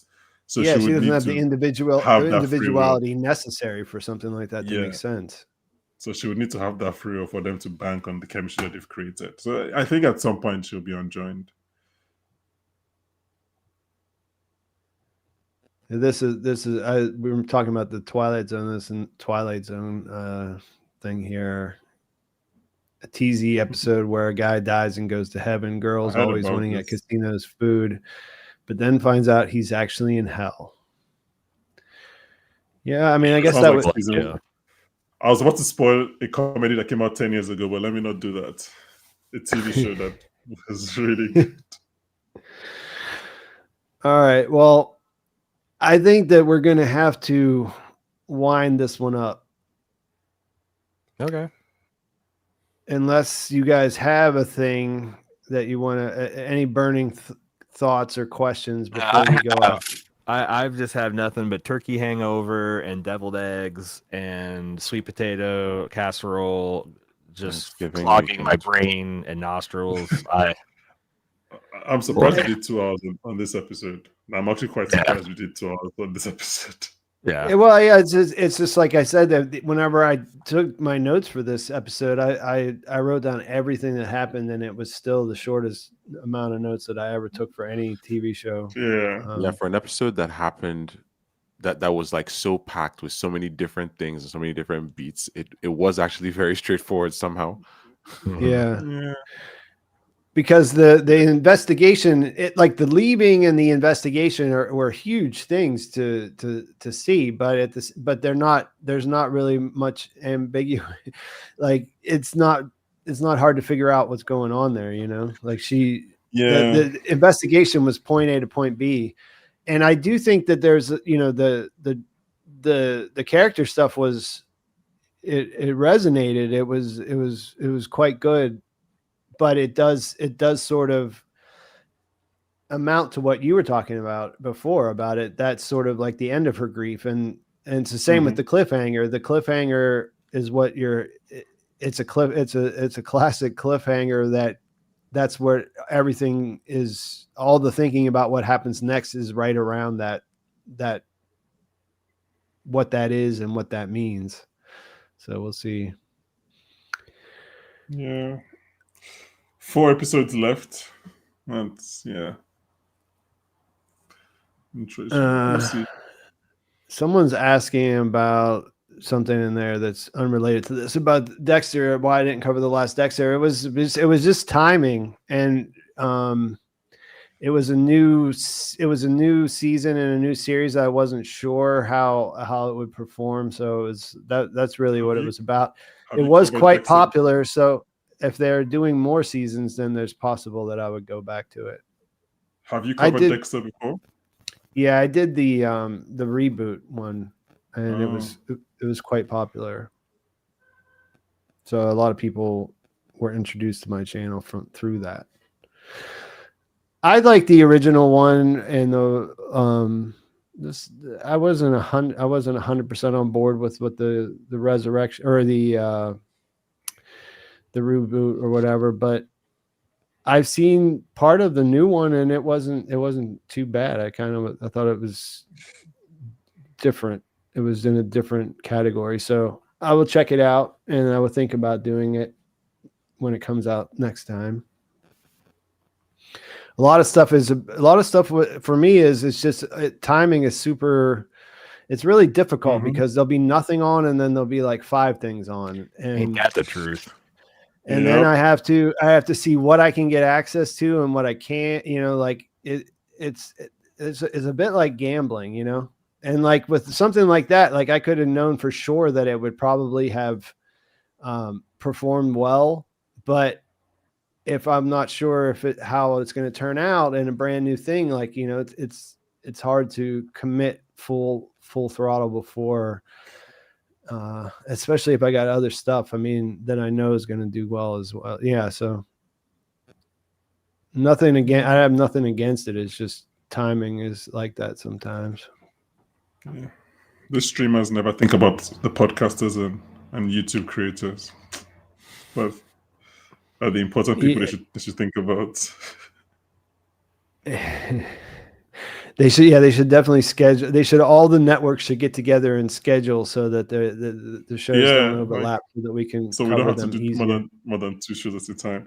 But no, this was very good. Thank you. I'm glad I could stay to the end this time. Hopefully I'll be back at least once more before the season finale. I'm looking forward. Yeah, I was just looking at the schedule. Next week, Courtney and Jim from Bald Move are supposed to be here. And you guys, this exact same lineup might repeat in. Oh, is it? In 2 episodes. Maybe the 21st, the weekend of the 21st, perhaps, or the 14th. 14th. Yeah.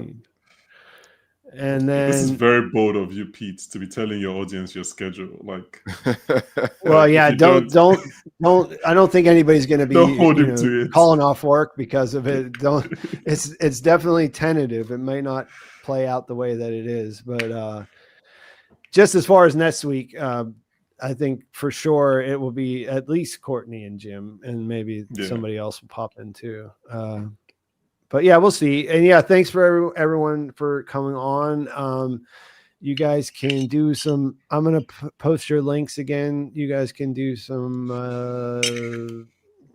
What do we call those things? Plug your.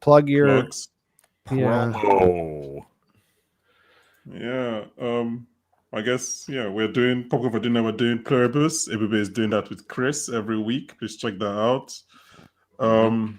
We may, I mean, in the interest of Pete saying out his schedule, let me follow in line. We may be covering Fallout season 2. We're trying to see if that's something that is possible. But then definitely in January we'll be covering Industry and in Night of the Seven Kingdoms. Yeah. And we're working on a few special projects, maybe like some special projects, some long-term, potentially evergreen things. We'll see.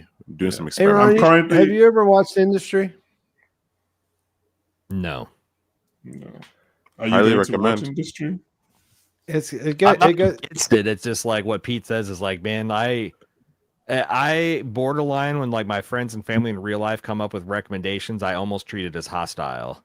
Like, I don't give a shit. My sister's like, oh, I'm really into this thing about hockey. I don't give a shit what you're watching in your free time, sister.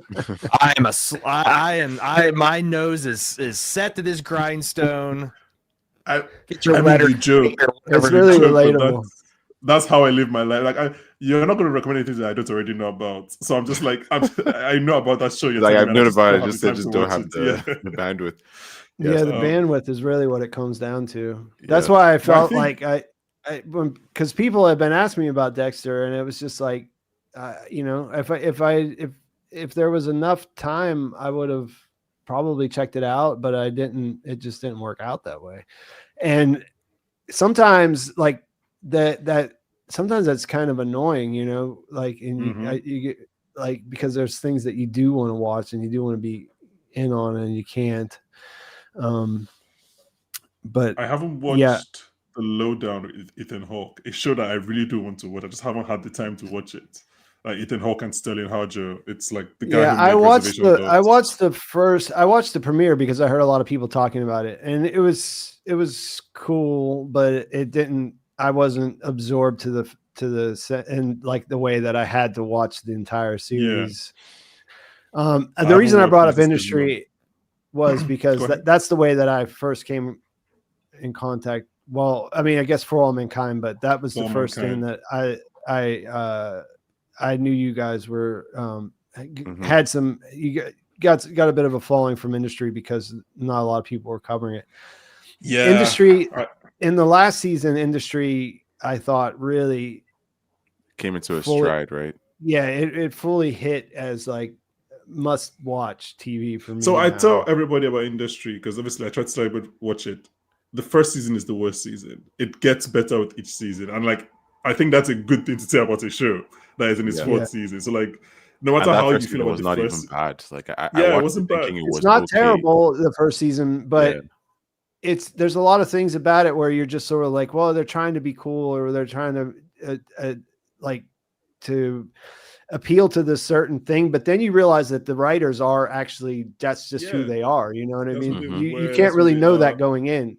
Like because they're unknown quantities, but by the third season I thought it really did fully hit the like out of the good shows that I watched, the good complete seasons like last year. I think Shogun was pretty perfect Industry, season and Industry season 3 was pretty perfect. Shogun, too. Man. Yeah. So no, I and like not to be the basic clickbaity headline thing, like a lot of it shares DNA with a lot of shows that we already love. Obviously, most of it is Succession, but also like Mad Men. Really importantly, Mad Men. That's like a show that they really kind of hold as their Bible. Halt and Catch Fire. So like there's like which shows. Is another that, one of my personal favorites. Yeah. So yeah, it's a really good show. It's a really good show, and I really do like it. So I like to get everybody to watch it as much as possible. But yeah, we'll be covering that in January. Probably not much else. Like I think those two shows kind of enough for us for January or February. Yeah, Fallout and Night of the Seven Kingdoms. I would like to do Industry, but I don't know if I'm going to be able to make that happen. Yeah, especially at least because obviously we have the privilege, or rather the opportunity that we can split it. Like if we can do 97 Kingdoms and I can do Industry. I don't know how you, for example, do like if you're doing 3 shows a week. Oh my god. Like you just A.ron? never see your wife. It's just like we're very efficient. That's what it is, efficiency. You guys, I mean, I'm kind of slow anyway, so I always feel a little bit like jealous when I see people with like a really high output, but I don't know. So I do what I can. And I realize that everybody's slightly different when it comes to that. So it's just what it is. But you guys do pump out a lot of stuff. Bold move. What can I say? It's a money losing industry. We're just trying to make it up on volume. It's trying to break even before it's all said and done. Yeah. On everyone's behalf. Nice. Sunk costs or whatnot. Oh man. Well, all right, guys.